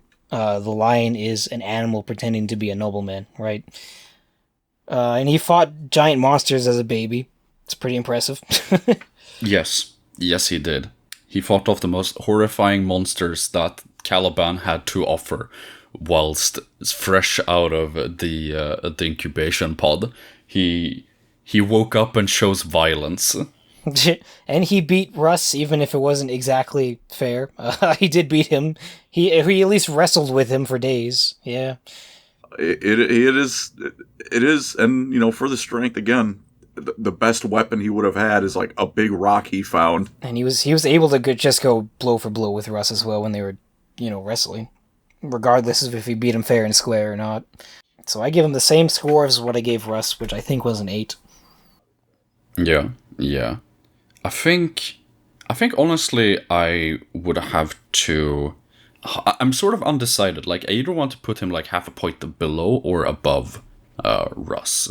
I think below, to be honest. I think I also gave Russ an 8, but so I think I want to give Lionel Johnson 7.5 because I just feel like he has the strength, which sort of balances out his aesthetic, which is basically he doesn't give a fuck. Like, he could give a fuck if he wanted to, but I don't think he really does. If Russ comes back in 40k, it would be cool if him and Lion were buddies. Yeah, agreed. I want to see a buddy cop duo type of adventure with. Also, Fulgrim losing to Russ would feel a lot less bad than like Rogel Dorn or something. I feel like that'd be a Hot Fuzz type of relationship right there. Yeah. That'd be fun. Colin, what are you saying, buddy? For sure. Colin. I'll give him... Man. The stuff with the rust has kind of convinced me on the physique. I'll go up 1 to 6. Again, take the armor off, dude. I want to give you credit. I know it's there. It's never shown. So 6 there. I'm gonna give him a 9 for his strength. Fighting demons and all sorts of chaos mutants and monsters as a baby. That baby. Mm-hmm. And, this isn't. I know we haven't gotten to him yet, but this isn't like a certain other Primarch who, yeah, all right. You did rip apart a whole bunch of Eldar, but a stiff breeze can also do that. So that good job. I'm not giving you too much credit for that one. But no. So what's a 6 and a 9? Is that a 7.5? Sounds right. Gee. 6. Wouldn't that be a 7.5? Yeah. So 7.5 right now. All right. 23. Okay. It is a 23 right His strength now. is up there, yeah, with Russ. So probably the same judging on that one. Aesthetics-wise, if you walk up to a Mr. Olympia platform in full-clad armor, yes, it's a statement, but we can't see what we want to fucking see, so he's getting a 5. Max strength, no aesthetic. Oh, come on. Damn. Wow. A 5 in total, Because you say? if we can't see what we want to see, Damn. we can't judge it at a 0. Holy But his strength moly. is up there. This is so rigged. I'll- This is so rigged. All right. That's an intense one right there. Holy shit. Look, I'm not going to say I disagree with the sentiment entirely, but I mean 0. I'm not doubting he's jacked under there, but if he can't Give see him at it, least like the 1. I've told you my logic is we will judge them based off what we see. Yeah, we've got the same logic, except I pulled into the parking space with it, and you rear-ended the guy in front of you. Fine, 5.5. Fine. I'll give him a half a point because the armor's cool. That's oh my gosh. Wow. I think Lehman Russ and the Emperor would hold him down while somebody took his armor off. Magnus just floats him and strips his armor off bit by bit. And he'd probably kill somebody in the process as well. All right, is this a bodybuilding contest, or are you writing fan fiction? No, it's a bit. So what is the total score for him if the extra half a point? That's a 28.5. Yeah, bro could have been 30, but someone was like, 0.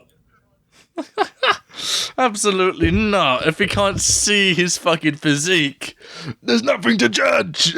Look, I'm just saying, his armor changed between 30k and 40k. There's at least one watcher in the dark that knows he's shredded. And surely there's fan art of him out there somewhere with no shirt, because we're not going off of official art for anyone else who's shirtless. Like, Dude, I don't even... Yeah, do you think that man in the coffin was just butt ass naked? I'm pretty neutral on the line. Even I'm getting offended. Like, dude, raw dogging him. All right. Jesus. All right. Moving on to our next contestant then. We have Perturabo. I just peeked my mic. Editor's eardrums just got blown to pieces. Oh my gosh. Yeah. All right, now Porturabo actually did okay last time. Yeah, in last year's judging, he did all right. I think he did. Yeah. He did quite good. I'm gonna start with that. Also, Fulgrim did better in the first recording. Moose was way more on my side. I'm just throwing that out there. Colin's presence and its consequences. Hey, I'm just saying that was last millennium's competition. All right, this is Look, what game for everyone? What game came out today as of time of recording? It is Smurf Day, baby. Spasmarin. Smurf Day. Oh, you know what? Actually, if Matt Ward was still around, Matt Ward would have won Gilliman the competition. Dude, I'm channeling his energy. But he's not here anymore. Matt Ward can't save you. Oh, rest in peace. He's not dead, but rest in peace. Well, Perturabo is, first of all, like, also, like Dorn, a brick. Like, just a pure brick. He's definitely not gonna be, like, cut, but he's gonna be freaking gigantic. No, he's much bigger than Dawn, I'd say, yeah. His armor does not do him... His armor makes him look fat, unfortunately. But I don't think he'd be fat under the armor. I think he'd be also pretty... He's methodical. This guy is literally autistic. He if he wanted to win... He plans out his cut and bulk meals, calorie deficits, proteins, macros. If he wanted to win the bodybuilding competition, he would win, but the judges wouldn't like him, so they would make him lose. Just like, you know, real life. Just like the authors for Perturabo. But he is stupid strong and gigantic. He climbed up a mountain as a little baby by himself, right? He battered around Angron a little bit. He beat up Fulgrim, which doesn't really count as anything because Fulgrim was literally gooning. He also beat up a bunch of wraiths, right? In Deliverance Lost, I think. Not Deliverance Lost, sorry. Yeah, Angel Exterminatus. And whilst he was a kid, he also fucking killed a giant snake monster as well. After he watched it eat a kid, but that's another problem. All right, well that's that kid's problem. He was the only competent commander in 30K as well. If we're judging morality, none of these people are winning. These are 40K characters. He carried the Horus Heresy on his back. You gotta have a pretty juicy back to organize all those stupid traitors into doing anything. Dude, big shout out to the Horus Heresy series for taking, you know, Horus's legendary rebellion and turning it into Perturabo's wild ride. Absolutely stunning choice of direction for that one. What did Horus... Yeah, really. Perturabo, the entire heresy was just like, get me off Horus Wild Ride, please. It's like, dude, what did Horus do for the heresy himself?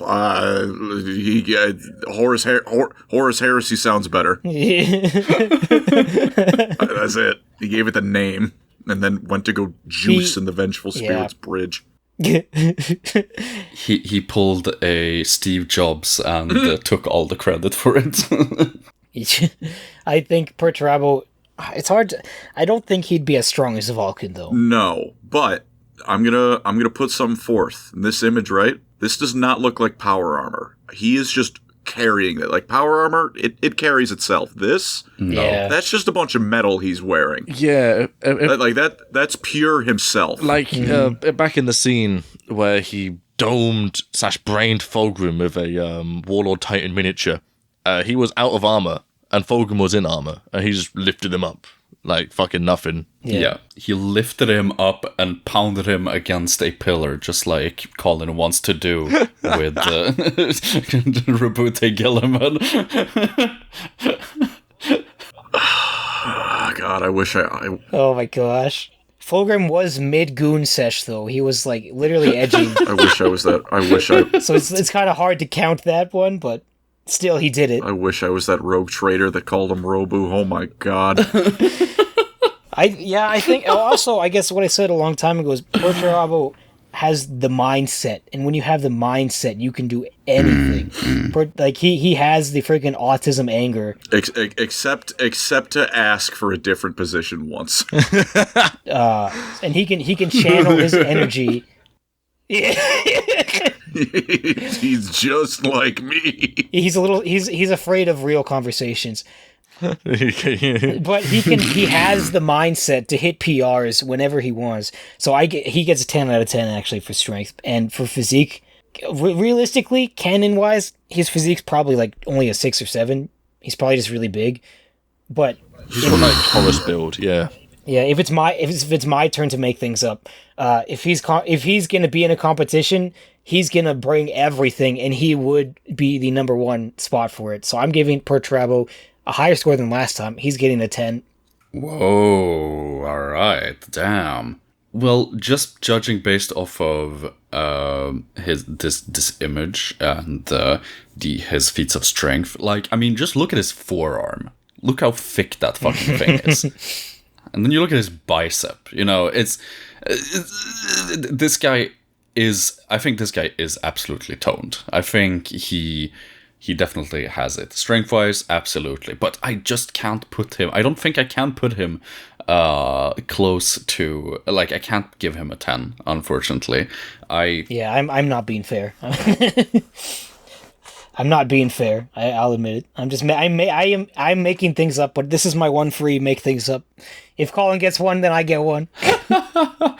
Fair. You're blowing it on Perturabo. Good lord. And not many people blow it on Perturabo. Well, yeah, because realistically, he would be the number one spot. Hey, I'd blow it on Perturabo, bro. Have you seen that? I love that guy. Yeah, I'm looking at him. I wish I wasn't. Whoa. Hey, whoa, hey. Dude, he's like reverse Lehman Russ. I hate him so much, but his kids are cool. I don't remember what I give him last century for the previous competition, last millennium. so I think... Yes. last millennium, yeah, sorry. Last millennium. This concert is so rigged. I think I'll give him an 8.5, honestly. I'll give him even 8s. Cracking his half-sister or stepsister like a glow stick. The form was immaculate. And that really shows his power, you know? Like... Fuck's sake. It's a real feat of strength. What? So, she made the same noise as cracking open a can. Cracking his sister open like a cold one, damn. I did hear that. It's, defining the word crump before the orcs are around. It's look. I'll give Perturabo credit. It's always Miller time. Yeah, seeing as he just set the dictionary term for crump before the orcs.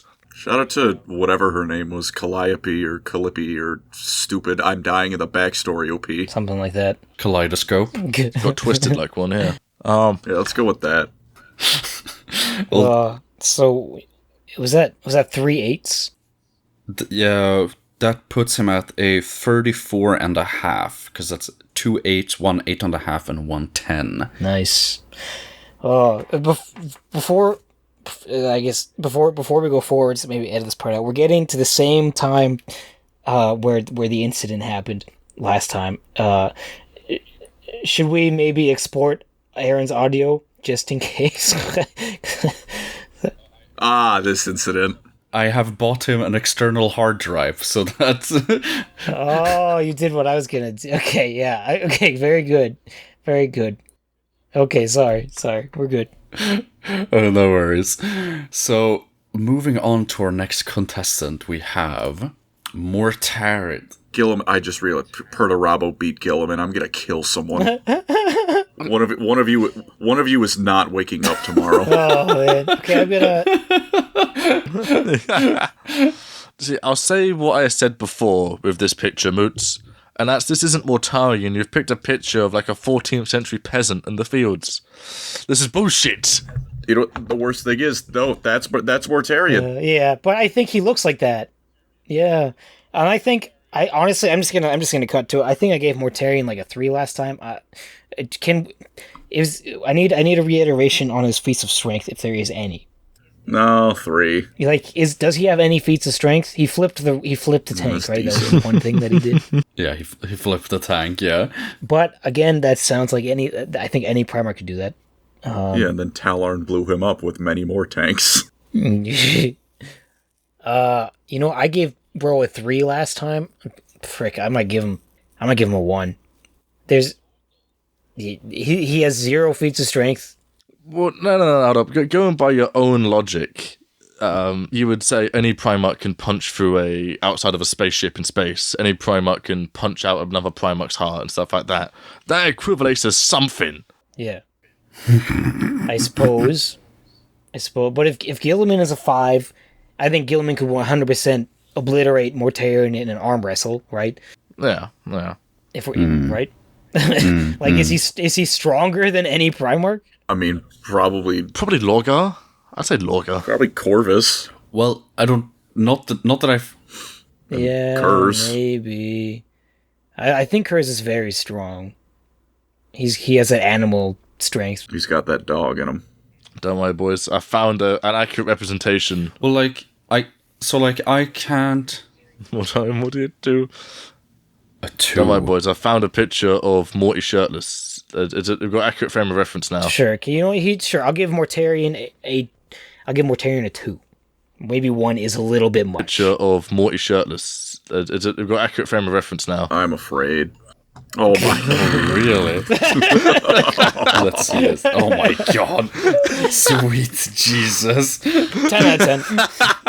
No, please. Why? Jeez. That greases gold tooth body. He's bloat maxed. The next one of these, can we do the ogre bodybuilding man. competition? It's just fat. Oh man. Find the biggest lad. It's Ogrin build. Yeah, fucking Jesus. So I guess Mortarion is probably below average strength for a Primarch, I assume. Putting him at like a 3 to 4, and his physique is for sure a 1. Like, he couldn't even make it up a hill, right? He, I think I'll, based off of this picture, you know, based off of what I've seen of his physique, based off of what I know from his feats of strength, you know, I think last time in the last millennium I gave him a 3.5, which, to be fair, was maybe a bit harsh. I think I'll bump that up to, like, I'll be generous. I'll bump that up to a 4. Wow. I'll give him a 4 for strength and physique. So, yeah, we've got a 4. He seems resoundingly mid before he turned into a demon Primarch. That didn't make it much better either. No, he's No, as a Primarch model, he's not small. Even like, I'm not looking at the wings. Yeah, but it's all armor, I think. He's just Nurgle, like he can just tank hits now, because, you know, Nurgle. Doesn't make him... He's always explained as, like, gaunt and thin and gay. Always, like, he's never... He's just he's thin dude. Yeah, like his gauntlets do look really big on his model, but his face is like 0% body fat in his face. It's just a skull. Like, he has no mass. Yeah. He's violently ill. But yes, no, fair enough. I painted my one of cataract, so it's just got grey eyes. But, I love my boy, but it's always an uphill battle trying to talk about him in any sort of decent light.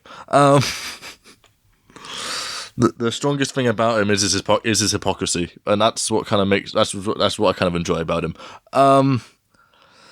We got what, a 2, a 4, and a 4. Yeah. A 2 and 2 I've got to give him a 4. I can't reasonably give him more than that physically. Yeah, it's unfortunate. Yeah. A 4 as 14. well. I think he got lower scored this millennium than he did last time. I think he got a 14 points in total. Times are tough, man. He drank a little bit too much malaria in a cup, and he just fucked him up a little bit. Yeah, he should be our lowest contender, like, realistically. Dude, Corvus Corax is coming up, dude. I think Corax has some food in his fight, though. Like, for sure. So, on to our next contestant. We have Lorgar, and I'm just saying, immediately from this picture, he does not compare to Vulcan in the. I know, right? Like, what the... In that area. You can see where it's included. It's just it's weak.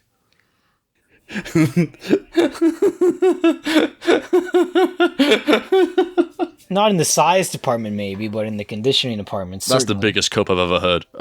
All right. For this particular Primarch, I will actually throw out my rule of I will be throw out my bias. Now, see, this is my time to shine.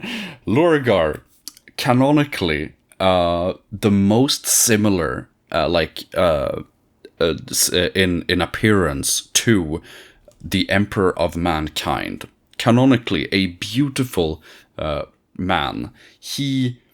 Although, like, his charm and his personality itself was enough to turn worlds to the Imperial Creed, to the Imperium, and the Imperial Creed for that matter as well.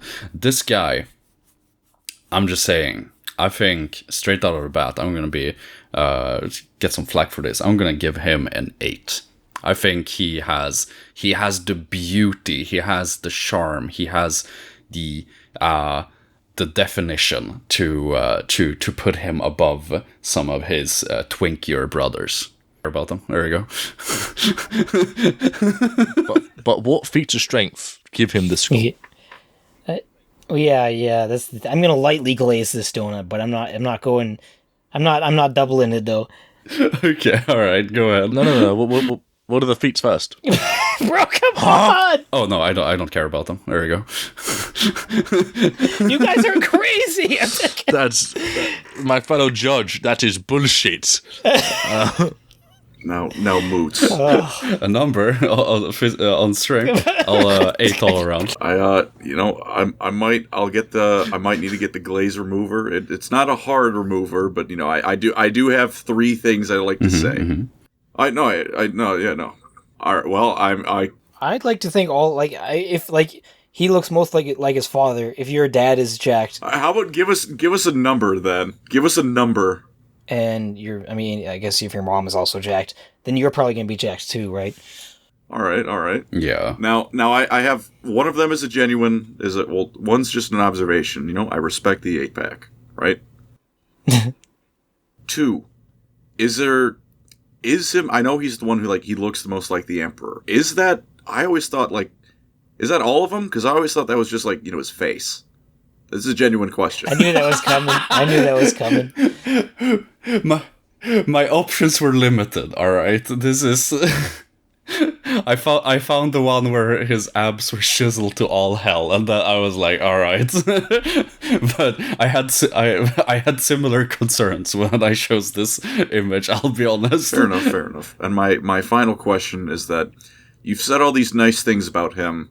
Why did you do you find an image that instead of making him look like, this glorious war priest, makes him look like the altar boy the priest is molesting in the behind the after mass? No. Okay, all right. Damn it. I'm gonna do a little glazing myself, but I'm not gonna give him an 8 on the strength. That's crazy, bro. I think him and Fulgrim would look very similar on stage, and they would have a great battle together.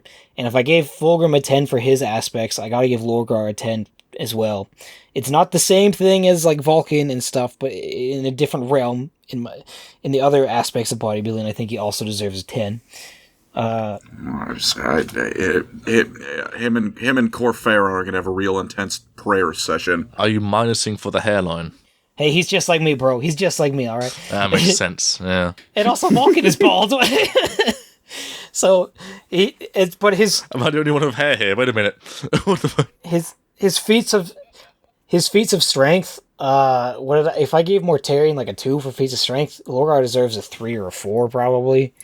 But realistically, all he did was, not much. He slaps an old guy, and the old guy lives, right? It is Malkador, to be fair.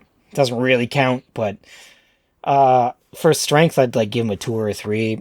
So, overall, I give him a 6. Okay. Overall, a 6. I see. I gotta be a little bit fair. I want to point out, okay, so I did come up with, I think, something that is somewhat of a Fido stream. Because, obviously, we're not counting beating a Avatar of Cain to death because he used his mace and it was severely weakened already. But he did tank a shot from a Warhound Titan. He did take that to his face. Yes, granted, it did put him out quite severely, but I think that's still pretty impressive. This is an actual clarification question. I'm not being myself. Are we counting that as strength or endurance? Here's my, the reason, D&D, Constitution and Strength are different stats, right? Like that's my question. I'm not doubting. Look, I'm not taking that hit.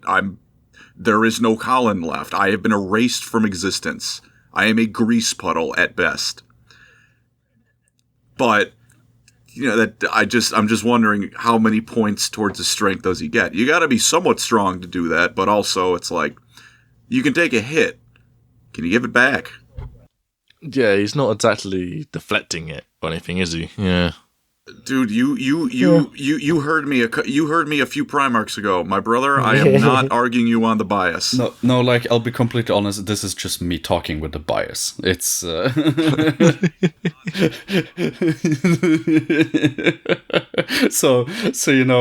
I'd count that as strength, but I totally see the reasoning of counting that as more as towards the Constitution than anything else. So what's your score? Oh, am I up? I thought. Oh shit. So what do we think? I'm gonna give him 4 physique. I'm gonna level with you. Listen. I'm getting so much problem for the. Let me talk. Let me please. Oh, damn. All right. When I think of Primarch, I want like a statue. I want someone like I want Hercules. This. I'm not getting hurt. We're not starting this again, you twink lover. Mike Fulgham. This is not Hercules. I will give him a 6 for the strength to boost it to an even 5. Okay, all right. Well, for your consideration, take a look at the latest image I sent, because I did find a much better image now that I, after a quick peruse. Lorgar's the one with hair. This one when he's being tattooed in the podcast reference images. All right. You see, he's always bald, so that threw me for a major loop. No, I thought it was on the left. That's why I thought that was your argument. Are we sure this is how we're arguing for Lorgar? All right. In that case, we're gonna go with we'll give him 2 6s. 2 6s. 2 6s. All right. Yes. That image, I respect it more. The hair is also definitely pulling some weight on that one, but fair's fair. It's part of the look, right? There's clearly that's clearly well maintained hair. So it's what 8. It's what 8, 6. It's 8, 6, and 6 right now. Yeah. Okay. Yes, indeed. Well, I have never seen Lorgar with hair, and I don't believe that's Lorgar. That doesn't look like him. I can't blame you for that thought. Ain't no fucking way that's Lorgar. The description of the image is Long-Haired Lorgar by Natalia. I'm going to slaughter this pronunciation. I'm not even going to try it. By Natalia. I see it's propaganda. Now, the one you first posted is a lot more accurate to what I think everyone's used to. So I'll judge it based off that. And yeah, it's like 6. Yeah. There's nothing else going on there, dude. Just because you look like him a little bit doesn't make him magically stronger. I can relate to him, all right? Yeah, in a lot of ways, I'm sure. Yeah, Lorgar 26. Okay, that puts him at a respectable 26. Yes, So moving on to our next contestant, we have Jagatai still beats him though. That's Khan. funny. For who beat him? By 0.5. Wow. You see, I said it would be a good battle if they both went at it. Thank God Andy is in here. Oh my lord. Yeah. Although I'm not gonna lie, I'm still gonna glaze for Andy. Jagadai's entire character is that you don't expect him to be the winner, and then he just wins because he's Jagadai Khan. What a well-rounded personality. As we found out last century, his main feat of strength that we know of is throwing a Leviathan Dreadnought one-handed. Yeah, that one's pretty big. Across a battlefield, 30 tons. Yeah, right. Probably the same thing when Gilliman was 13 hours without air, which I'm pretty sure that was just. I don't know what the writers were on when they wrote that, but he did it. like 13th Legion, 13 hours nowhere. Yeah. Half of the Horus Heresy is just fan fiction, but Me when I'm writing Battle of the Abyss. Well, yeah, exactly. This man eats his fruit and nuts, alright? Canonically, yeah. Going off of that, the con is like, con is stupidly strong, and I think under there he would come to the stage and surprise everyone and just win. The warlord physique. This guy's drinking kefir and eating meat every day. I'm gonna go against kind of what I was saying I was judging off of. You know what? It's all fruit and nuts, dude. He might not have, the Greek physique, but he does have the barbarians ready to burn down Rome physique. He's got the Genghis Khan physique, which on the on the side means half of Jagoras is probably related to him. Yeah. But I'm gonna give him an 8 physique and a 9 strength, and I'm only holding back on the 9 because I know Angron lifts something bigger. Yeah. I think I'm gonna give him a 9 overall because I think giving him 10 is just a little bit too There's no actual reason to give him a 10 other than speculation. I wouldn't be surprised if he came in with it though. Well, I think I guess I'm gonna be controversial here. I'm gonna say for everything put together, I'll give him an 8.5, and that extra 0.5 is for his very kissable lips. You wanna say those words around me again, Moots? Well, I guess you weren't there the first time, but you are head first in the danger zone, buddy. This was Warhammer Fantasy. Oh boy.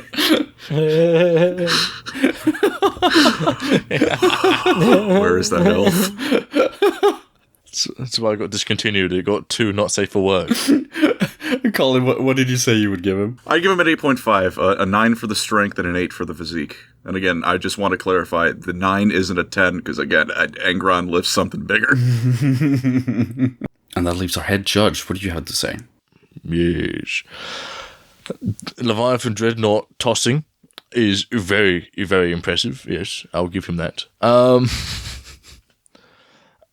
Is it something I think the other Primarchs, or some of them could do? Like Perturabo, Vulcan, probably Dawn. Not Dawn.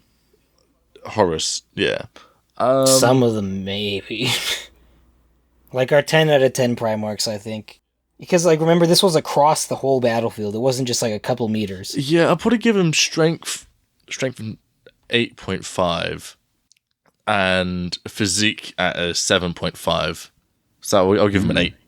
An 8, all right. And that puts him at 34. Ooh, very nice. Very nice. That's pretty good. Yeah, he scored well last time as well, I remember. Is he second place right now? No, he's third place. Perturabo beat him by 0.5. Well, we'll have to see about that when we get to the end. Currently, yeah. So, on to our next contestant. We have the Conrad of the Curse. Ooh, new territory. That looks like Magic the Gathering art. It does, yeah. Duskmourn type of card right there, dude. But he would fit perfectly into Duskmourn, actually. Shit. I hate this picture. I don't even mean from a quality standpoint. It's a very well done picture. It captures Conrad Curse perfectly. That's why I hate it. I hate it because I like it. Damn. It's there's the Uncanny Valley, and then there's the Uncanny Marianas Trench. That is where he's living. Now, I think Conrad would be I think people would sleep on Conrad, but I think he'd actually do okay. But now I think he could be competing with guys like Fulgrim and Lorgar, but he would not have the size to compete with them because I imagine. But I think he would be the 1% body fat animal, freaking Wolverine type physique for sure. I think he'd be the leanest guy on stage. Mm-hmm. Well, I mean, just judging off of this, right? He looks more like he has the skinny abs than anything, to be honest. I think he'd look like a predator. His body looks like a predator in the animal sense. Come on. Okay. He's not as bad as Mortarion. He's had some sort of food in the last month. But that food was... he had to eat those children. I mean, they were unsupervised. Yeah, the food was people, and it's still like he's like Predator that's not quite on the verge of starvation yet, but definitely getting there. Like, give it another week, and we're gonna find him like lying on the side of a road. So, what score are you thinking then? For physique, like if I gave Fulgrim and Lorgar a 10 for their respective area of bodybuilding, I think. See, Conrad would be so much smaller than them. That'd be the problem. But he'd be so peeled. He'd be the leanest guy on the stage, which gives him some points. He'd be very conditioned as well. He'd be very grainy, I bet, because of just all the cardio he does. Like, all the chasing down innocent children, and he'd also have massive forearms from flaying everyone alive. I don't know. See, I just feel like he'd be so gaunt. So I think he's like a 6 or a 7 in his respective area. 6.5, you could say. Yeah. I think I'm very similar to you, but I'll overall give him a 6. I think, because I just think that aesthetically, he's just more gaunt than anything. Obviously, I think he's more muscular, more toned, obviously, than Mortarion. But I think also, Very low bar. yeah, obviously. What do we have? Does he have any feats of strength? Aside from killing unarmed civilians? Nothing about the claws, I don't think. Everything, everything with him is like he's the Night Lord. So all of his stuff is the moment he gets in a proper 1v1 fight, he dips. Yeah. So he's got to get pretty low on the strength score. You know what? I'll actually bump him down to like a 5.5. I think that's more fair to previous contestants, where he has the look, but that's like pretty much all he has, right? He was killing people by the droves as a child. That's something. That's still more than Mortarion. Those were Nostraman starving. Well, yeah, it's not much. It's not much, but it's more to go off of than Mortarion, I feel like. Yeah, that's fair. What did Mortarion, did he like rebelled against his dad too? Like, surely there was... Well, yeah, he had his moments like of fighting. It was some amount of combat before the Emperor came, surely. Yeah, but he lost big time, didn't he? He climbed up the mountain and then passed out, and then the Emperor did it for him, I think. Yeah, he got to almost the top, couldn't make it, and then the Emperor just sonic dashed right past him and cut his dad's head off. Like, all right. So I think I give Conrad a 5, because his physique would be cool at least, but his feats of strength wouldn't be higher than like a 3, I feel like. Because all he does is kill human beings, like the whole lot. I'm going to go with the same thing. Like, the biggest feat of strength, off the top of my head, at least I know of him, is when he was fighting the lion. Yeah. And even then, the lion has ultra instinct, so his sword would just be where it needs to be. Mm-hmm. And Conrad Kurz only had a chance to begin with because he can see the future. Yeah. So you say you change your points to a 5 for Conrad? Yeah. But for me, sorry. Oh, I'm going with a 5 too. A 5. Okay. What are the scores, sorry? What are the numbers? 5. 5.5, and 5. Damn. I was going to give him a 6. A 6? Alright, you can still give him a 6, but please explain. I mean, he's still like Predator man. He's still capable of doing great feats of strength based on instinct and adrenaline, as like more than anyone else, because he's schizo as fuck. So I imagine his actual strength limiter is a little bit turned off. True. He has schizo strength. That is true. That's a good point, yeah. And as you said, he's like not quite starving, but he's hungry, and that's normally when people say things are the most dangerous sort of thing. So I imagine he's a little bit higher strength than we'd imagine he would be. Mm-hmm. Probably. Just purely out of I don't know, my philosophical viewpoint, you could say. No, I like that. I'll give him a 5.5. You've convinced me. 5.5. All right. Yeah, I'll give him a 6. A 6. That puts him at 22. Okay. Mm-hmm. That's respectable. Right. So moving on to our next contestant, then we have Angron, my boy. Yeah, buddy. I'm gonna. He's 10. Yeah, easily. You think a 10? Damn. I mean, on strength, easily. Bro lifted a Titan. Easily. I agree there. Yeah, strength, easy 10. He overhead pressed a Titan. No belt, no wraps, raw. Maybe he's short. PR. He might be short, but that doesn't actually have anything to do with a score. Short king. Big cope from the short ones. In fact, being short can be an advantage in bodybuilding because he's far more compact and dense, and more muscle mass on a short person will outshine a tall person with a similar amount of muscle mass quite often. I'm the second tallest person in this call. This is a fucking problem. Yeah. The reason behind that's funny, but no, I can't. I can't disagree with that. From a PT standpoint, that's absolutely correct. I mean, just look at how that like strap on him is like squishing his fantastic man boob. Like it just squeezes so nicely. All right, I'll stop now. But it's. I got a rep for Alex because he didn't make it to Angron. Oh yeah. All right, he didn't. Last millennium. Well, yes. I'm gonna give him a 9 on physique. It's over. It's a over. 9 on physique. Put him next to Vulcan right now. Ronnie Coleman wins again. No, I've got the picture of him next to Vulcan right now. I was just finding it, but it's that picture of Brian Shaw and the Mr. Olympia wins. But Brian Shaw wouldn't win that competition, though. Just because he's taller. No, I'm just talking about the size difference. I know. It's just funny. The height difference is what's funny, because these guys are shredded beyond belief, and Brian Shaw is just there, like, fucking towering. Huge. Vulcan will look really big, but Angron will look bigger just because how compact and short he is going to be. Until you see them next to each other. Yes, no, absolutely. Angron's done some nut shit, strength-wise, and physique-wise, it's ridiculous. I'm going to give him... Actually, wait, has everyone else given their scores yet? I haven't yet. I have. What did you give him? A 9? I gave him a 9.5. A 10 for the strength, 9 for the physique. 9.5. So, I think I will... You know what, let me get a picture. Let me get a picture. All right. Mm-hmm. Uh-huh. Oh my gosh, this guy is fricked now. Yeah, here, just a second. Here we go. I'm gonna let you guys. I'm gonna let you guys make your decision. I think this is a good thing to a good reference point. Okay, so there's that. Quick Rule 34 search. Yes. Okay. Where are you posting this?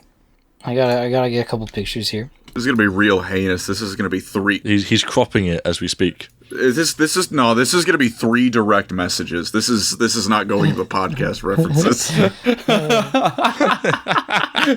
Because I'm gonna let you guys look at these pictures and multiple pictures even. All right. Oh, yeah. So this is Ronnie Coleman and Lee Priest. So Lee Priest is 5'3", and Ronnie Coleman's like 8 feet tall. That man looks like the I see what you're saying, but that is not Angron. That is Lee Priest. But it's a similar conversation to Angron versus Vulcan. These are just like reference point. You know how corsets would squeeze women's organs like toothpaste tubes? That's what I'm picturing at this perfectly Dorito-shaped human being. Yeah, that's what you're looking for, though. I love the viewpoint I've been given. I can't unsee now, so I'll share it with you and everyone else. And that's people with like ridiculously big traps, just defined traps, look like small people trapped in like flesh mechs. They really do. I'm uncomfortable. I hope they get these people some water when they're done, dude. It looks like they've got saran wrap on his back. Yeah, honestly. Oh, have you not seen? Have you not seen the post Olympia like meals? I'm assuming. Well, based off what Eli was saying, it like a buffet per person. Oh yeah, it's literally buffet. It's all the greasy shit you could ever imagine, you could ever want after doing like a 6-month cut. Yeah, the McDonald's buffet. Mm-hmm. They are feasting, quite literally. It's not. But do you see how Lee Priest's arms look bigger than Ronnie Coleman's just because it's short, it's so drawn in, right? And it's even like his, yeah, I don't know, that's just. I'd say they're about the same. If I'm looking at the first image, or the second image, and the fifth image, it's just T-Sim next to each other. What numbers, people? What numbers? Right. Are we ready to move on? I'd say a 9.5. That's from. Oh, I tried, Angron. I tried, Alex. I tried for you, bro. Maybe I would have given him a 10 if Dutch would stop sending me pictures of my cuck chairs.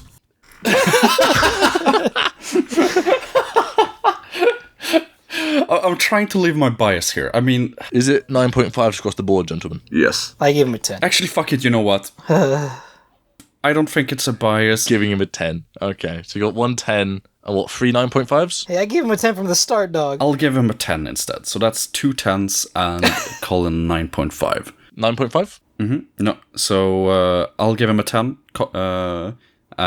Eli has given him a 10, and Colin has given him 9.5. I am remaining the 9. I'm also on 9.5 train. All right, that's a 39. Man, so close. So close. Hardly a bad score. That's close. I wanted them to compete with them. No, not at all. Honestly, yeah. And it's only really based off of two things, right? It's based off of this image and the 1 feat of strength. But that 1 feat of strength is impressive as hell. It's so insane, though. But he's got the rest of it and everything else that's implied. Because he's stronger than most Primarchs. It's just overhead pressing a Titan foot off you is just unbeatable, honestly. Yeah. And he has the mindset. He has the... If anyone has the mindset, freaking Ankron has it. Oh, indeed. Well, moving on to our next contestant then. It is Corvus Corax. What is that picture, bro? What? The Joker? My boy. What the heck? Dude, it's over for me. I'm out. Bro's from Castlevania. You got the most kink-heavy picture fucking imagine. There's even a choker, mother of God, dude. Gilliman, I'm so sorry. Gilliman, I'm sorry. Oh my gosh. 10.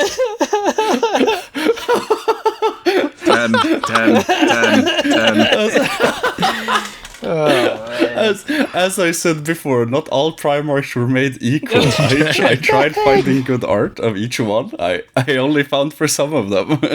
I think... No, I'm saying this is good art. That's What are you saying? This isn't good art? I think my problem with going before this, my enlightenment of 15 seconds ago, was I always had TTS Corvus, the model in my head. The grease ball stuck in like a Honda Civic or whatever the thing was. Yeah. This is different. Engine of Woes, yeah. I love that. Now, Corvus, strength-wise, is actually kind of up there. well, you're the Corvus Corax expert, so As a kid, yeah, he's one of my him and Morty like my law boys. But he like ripped some dude's head off as a kid, which I know it fucking isn't much of a Primarch kid-wise, but still, you don't hear any of the other ones that aren't jacked beyond belief more than 40k, ripping anything's head off as a child. well, He also- Angron did that to multiple Eldars. So I mean, Yeah, and Conrad did that too. Yeah, but Angron also, it's Eldar, dude. They made a glass. Conrad did that as his part-time I don't know. I job. think you're coping a bit here. Like, Yeah. you're gonna have. Look, I mean, fucking Eldars are no joke compared to like baseline humans. They shred the regular humans like with ease. All right. Anyways, That's cool. He also beat multiple defilers to death with his bare fists at one point. all right. Yeah, that's a good point. Yeah, And defilers are not small. plane. What? And he also punched a plane out at one point as well, which is kind of funny. Yeah, like just it's in Ravenlord. He just punches the fuck out of a plane. I forget what type of plane it is, but he just Supermans that bitch with his little jump pack and just goes straight through the fucking thing. Fucking what? I mean, if you're built like going off of this picture like this, then I mean that is no problem for him. He just Like, people don't realize it. There's a reason Lorgar fears him. God, I wish he'd hunt me. Okay. He can whip me any day, baby. And this man is the apex predator for when it comes to Primarchs, just actual ferocity-wise. Like, this dude, he is like the perfect mix of just athleticism and like cunning and mind when it comes to combat. He is just ridiculously strong, but it's never shown that much because it's Ravenlord, sneaky boys, fucking. Yeah, no, the dude's ridiculous. Well, to be fair, I think Lorgar fearing him, like, sure, even it's a demon Primarch Lorgar, you know, it was still Corvus Corax fucking came out as like a cloud of, like a murder of crows, literally, and just everyone thought he was like a rogue demon that was just fucking around. But, you know, I would also be pretty scared if like a cloud of darkness and death came towards me. I'd be like, oh shit. I don't know. I don't think he would have the same physique as Conrad. I think he'd be small, but he like really knows how to use his muscles perfectly. Well, yeah, I think so too. More filled out, yeah. Not as lean though. No, I think he's definitely more filled out than Kurz. There's no question there. I think, like, honestly, like, based on what I heard, like, I'd give him, like, a 7.5. I think, and also the, you know, this picture, wahoo. Wahoo. Fucking man hit us with the wahoo. Fucking. No, wooga. Wooga booga, what? Fucking elite noises in Kerr. No, fucking what? I mean, I think for his feats of strength are like fine, but they're not like that impressive. I don't know. Like, bro, I literally listened up. I mean, at least he has someone like Fulgrim. Fulgrims are literally more impressive. 10, objectively. damn, alright. Oh my gosh. 10. 10. I'm done pretending to be civil. A 6. Okay, I'm giving him a 6. I think that's what I gave Conrad. I'll give this guy a 6. I'm putting a bomb under your bed and barking like a dog doing it. Oh my gosh. Spite. What I'm hearing is Colin needs to be on for when we do a redo of the Primarch 6 tier list. For the 19th. Call me perfect for that episode. Whenever you want your channel taken down, let me in on that one, and I'll make sure it's an episode to never forget. Yeah, I give him 7.5. What do you give him? It's less competition for me. I've got no issues, you know? So we got 10, we got 6. Oh, what are you giving him? 7.5, was it? 9, okay. Damn, that's still pretty fucking high. Well, now it's my turn to make shit up. And I'm going to double down. No, I'm not going to. I'm going to give him a 9. That's crazy. You gotta get. Can you at least give a reason for You actually have to make something up to say that, though. You can't just say it. Give a reason. Look at that image. Guy has. Oh man. That V goes so deep. Damn. I already gave you my reasons, and you went there. You reached the meh. Okay. Well, that puts him at 32.5. That's nuts. Yeah, that goes all the way to the fucking tip. You can tell. What the heck? There's no way this dude broke 30. That's crazy. We have never claimed to be fair in this competition. All right. This is ridiculous, man. He beat Magnus, the Lion, and Lehman. You didn't actually make anything up. But you just said now the we're all out of imaginary bullshit. Oh my gosh.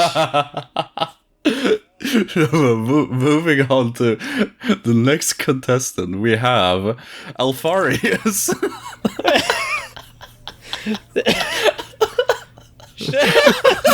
Oh my gosh. Oh my god. Come on. Oh, okay. I'm gonna face my pants. Wow. Yeah, I've seen here in one of his many, many undercover operations. Dude, it's crazy. Alfarius, he's a space marine, he's a Primarch, he's a firefighter, he's a plumber. An astronaut. Oh, He's done everything. He's an astronaut, he's a doctor. Oh my gosh. Dr. Astronaut. Pretty sure he was a Jedi at one point. I think Alfarius would be competing in the same realm as someone like Gilliman. So I'm just going to give him a 5. I'm going to give him a 1. Oh my gosh. Break off. I hate the Alpha Legion. I hate the Alpha Legion. No. Especially because he'll cheat and he'll pick his greatest looking son, and then they'll sculpt him as well with the face sculpting stuff, and then that'll be who competes. The real issue with the competition is that they lift off all the judges like face mask and everyone is Alfarius. Yeah, and they're all a fairy.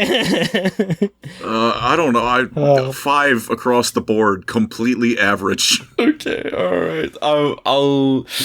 I mean, just look at that smile. Those eyes. What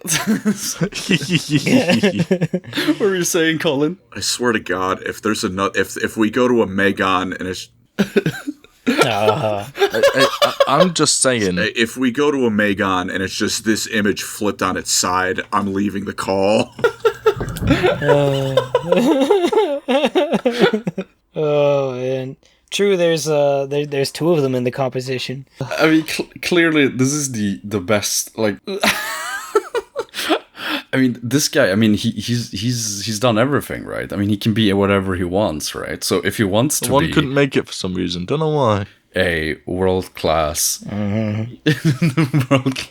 bodybuilder, he for sure would. Like, I'm gonna give him an 8. I think Alfarius has it. Like, he could be. Wow. Are you smoking? Like, what are the drugs in 40K? I think the authors would come up with the most insane BS reason for him to just like win for no reason. I am an Alpha Legion. This book is a lie. We lied about the whole competition. This was actually gets stroked off by the authors competition. We won. No holds barred. No one glazes the Alpha Legion like Black Library writers. It was all part of my plan. I was just pretending to be stupid. Oh yeah, it's a really good one. I still stand by Legion is a really good book. Legion is a good book. Okay, head judge, what do you say? I'm gonna give him a 7.5, flat in the middle. He has 0 feats of strength. The aesthetics are 10. Like we've seen this man from every angle. We know every inch of this man. If they put out a lore blurb that the Imperial Fists have Alfarius' body just like nailed to the front of the phalanx, I'd read every single Horus Heresy book. Oh my gosh, man. That puts him at a 25.5. His strength is meh, but we know he looks good from every angle, so you can't argue with the max score on that one, aesthetics-wise. So, well, that was our final contestant. We have our totals. Editor, please put the scores on each of these. We'll have them written down, or but yeah, that was the competition. It's this millennium's Mr. Galaxy. I think, honestly, this is a perfectly non-biased, totally fair judging all around. Am I right, boys? Angron got robbed. Angron should have been tied. It's not wood for Corvus, it's will. So, would you boys like to hear the results? Nice. So, in 3rd place, we have Jagatai Khan. Oh, wow. He beat Perturabo. And he will only be moderately infuriated. And 2nd place, we have Angron, the man himself, at 39 points. The windmill. And then, obviously, at number 1, we have Big Man Vulcan. Hell fucking yeah, dude. Yes, sir. No surprise there, honestly. Yes, oh my God. That's an awesome picture. Oh, that's an awesome picture. Hell fucking yeah, look at how happy this boy is. that picture's going in the history books. Mr. Galaxy, good job, everyone. Congratulations. Let us all give a round of applause to our newfound Mr. Galaxy. Congratulations to him. Oh, and with that, I think that brings us to the end of the episode. So thank you everyone for watching, for getting all the way to the end of this very dumb episode. So we'll go on to Patreon questions. So hang around, stick around. We'll see you there.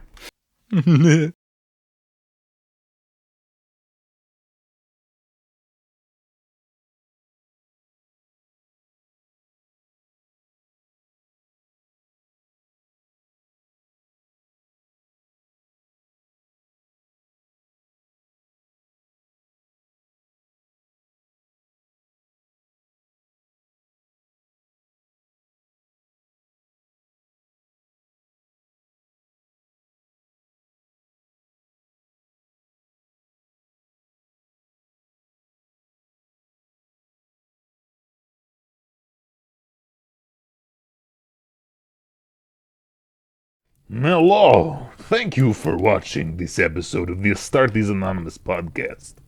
If you've been enjoying the content, please consider subscribing or taking a quick look at our Patreon. And if you want the opportunity to talk to literally any of the members of the team that's not me, please join our Discord. Seriously, don't fucking talk to me or ping me. I will ban you. Thanks for watching. See you next time. Alright, so on to the Patreon questions. We have our first question by King of the Bionicles, also known as Barben. He asks, you have the choice to change 2 legions from both sides to swap places with. Which one would you change and why? It's a good question. No, go ahead. I would trade. It's a hard I would question. trade the World Eaters and the Space Wolves. Based take, honestly. I was gonna say the exact same. Hell yeah. Fair. Very fair. I like that. Hell yeah. I would like to see Angron as like the empath he was supposed to be before he got nails jammed in his brain. Although if possible, I'd like Lehman to stay and his kids can go. I think that's what Odin said to Loki's children. Was you're cool, but your kids can fuck. I don't think that one would quite fly though, unfortunately. I'm assuming it's a package deal. Yeah. It's one, but yes. I think I would change Emperor's Children and Blood Angels. It's because Loki had children with a horse. I was gonna say that one. I was gonna swap the Twinks, yeah. Ooh. Oh my god. Swap the Twinks. Twink swap, hell yeah. Yeah, literally. Can we get the better one? Ours is overrated. I think Fulgrim would have made a really cool loyalist Primarch. And his fall was written so badly as well. So. But Fulgrim is an amazing book, to be fair. Yeah. But the sword is so stupid. Bro was like the most loyal guy in the heresy. Yeah, it's so goofy. So goofy. He even like believed Eldrad at one point. Like he was the best Primarch, one of them easily. Moments away And the from sword blowing ruined it Horus and his whole fleet to hell. My lord, your sword! Thank you, Eidolon. Very awful. And on to our next question then by Voldest. Huh? What's that? You skipped me. No, I thought you said you agreed with Eli. No, I was gonna do the same one. I gotta do something else now for the people. Yeah. You fuck. No, no, I'd probably I'd probably swap over Imperial Fists and Death Guard. Tanky boy for tanky boys. And then I would have had a good excuse to have my my homebrew be Death Guard successors. I think you would need would please just me. as equally dumb of a reason for Fulgrim falling for Dorn to fall, if that makes sense. Like it would need to be heavy plot convenience. Yeah. But then they put him in a desert for a bajillion years or whatever the hell happened in the Siege of Terra, the duel. The sub-series Section A, Part B, subcategory alpha. Never let this franchise end. Bring the Horus Heresy to the 41st millennium. There's no escape. Can't wait for the continuation series. God, I can't wait. The Scouring Line 2, baby. Oh, what's that old world content? Haven't heard of it. The Horus Heresy or the Scouring. Yeah, honestly, I really want Scouring books. That'd be awesome.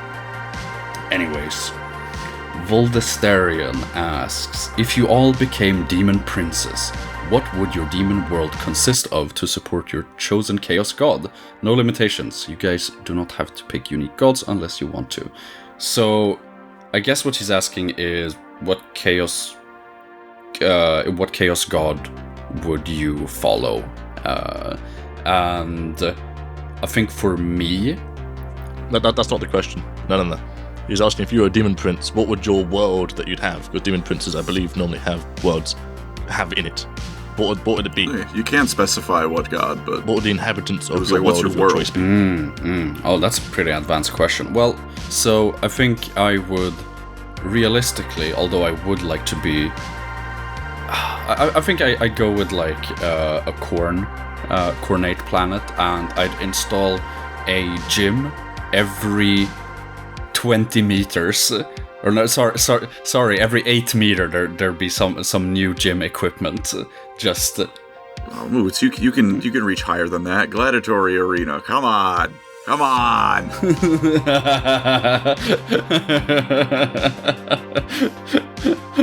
No, you see, I can't reach higher. I'm too short.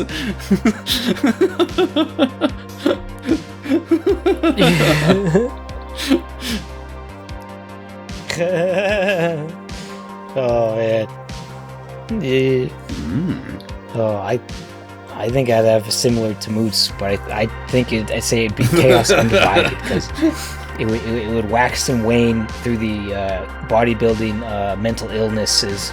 So when like the bulking phase, when you're bulking, it'd be like a Nurgle planet. When you're cutting, it'd be a Slanesh planet. And then at some point, you just turn to powerlifting, and now it's Khorne. And then I don't know, Tzeentch. I hate Tzeentch. But when you're figuring out what to do next, I guess it's the Tzeentch stuff. But yeah. So it'd be, and Malice would be there too.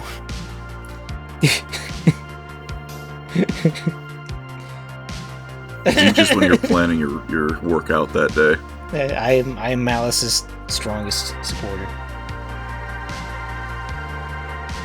Yeah.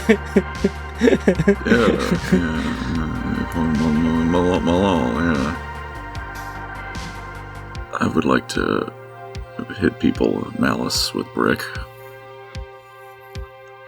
I have my answer though, and it will shock no one, but the specifics might. Slanesh Demon World. Let's just get it out there. But half of the world, it's divided. Half the world is like the ultimate demon warp virtual reality, whatever the hell I want planet. The other half of the world, completely soundproof, pillows, and the most luxurious blankets everywhere for when I want to sleep for a year straight and not speak to a single human being.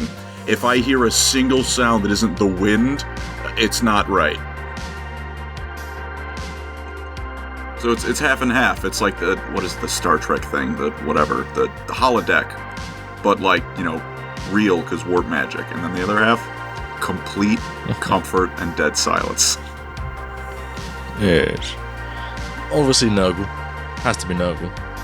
But my one would be filled with a bunch of beasts of Nurgle, the happy little fellas, plague toads, pools of slime and springs of filth. And I'd have a bunch of really chilled out defilers acting as playgrounds for Nurglings to fuck around on. And that'd be me. Maybe a couple great unclean ones soaking up in the ponds, you know how it is. Like a Nurgle spa world, almost. You want Nurgle's garden, but without the dead Eldar statues. Yeah, I want to be in my lane, flourishing in the pond. Fuck You know yeah. how? Yeah, you know what I'm saying. You know what I'm getting at.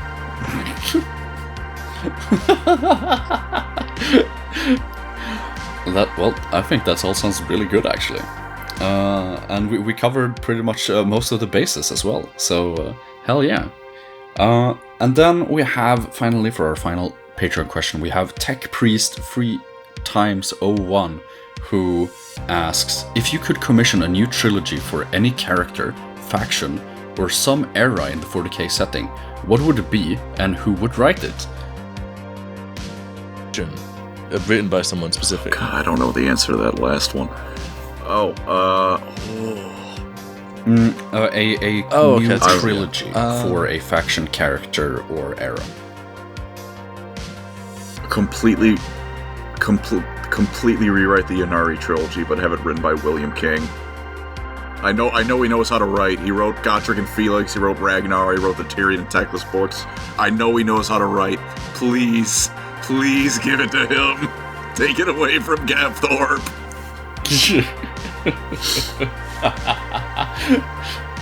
Honestly, yeah.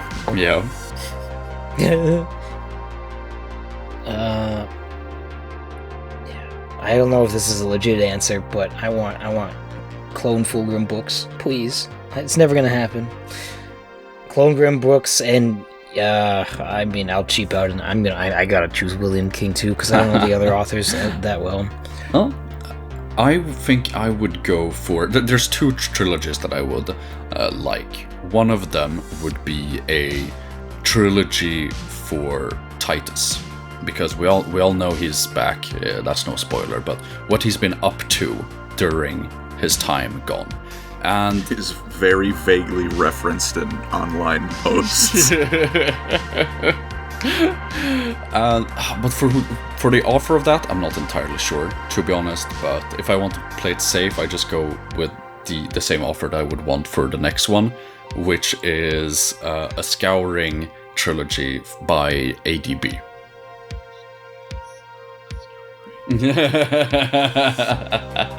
Not gonna go all reliable William King.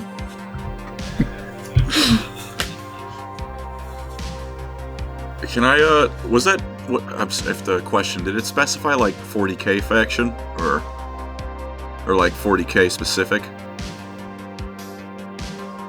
Gotcha. Damn.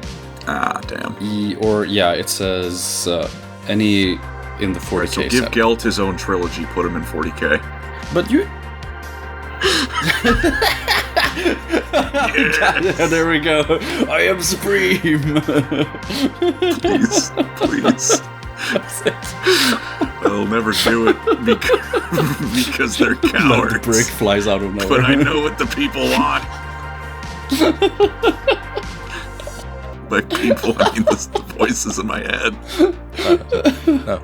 I gotta have a Kairos Fate Weaver trilogy written by Robert Raff. I think that'd be funny as fuck. Yeah, oh my god, that would be amazing. I feel like my only problem with that book is it would give me a headache. Oh. It's just the two different heads talking at each other the whole fucking time, doing Zinch bullshit. I think Aaron, it wasn't a contest, but he won the trilogy. He won the trilogy competition. Honestly.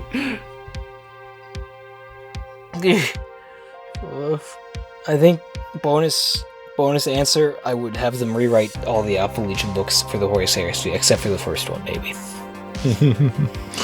But I just imagine Kairos just doing his 9 to 5, just having a fucking either a good time or a shit time. Whoever wrote Praetorian of Dorn, not that guy. Okay. John French. John French will not rewrite my Alpha Legion books.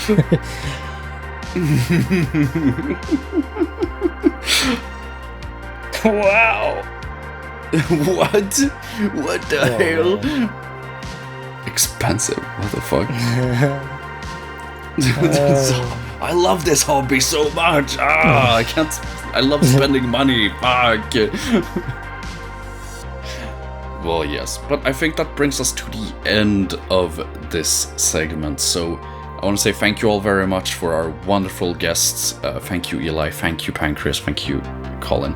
It's And I hope everyone has a very pleasant evening. Don't forget to check out our social medias and follow our links down below, our Patreon, and the other good stuff. So with that, everyone, thank you very much. Or final words, or what do you want to say? Fulgrim got the third lowest score. Just want to remind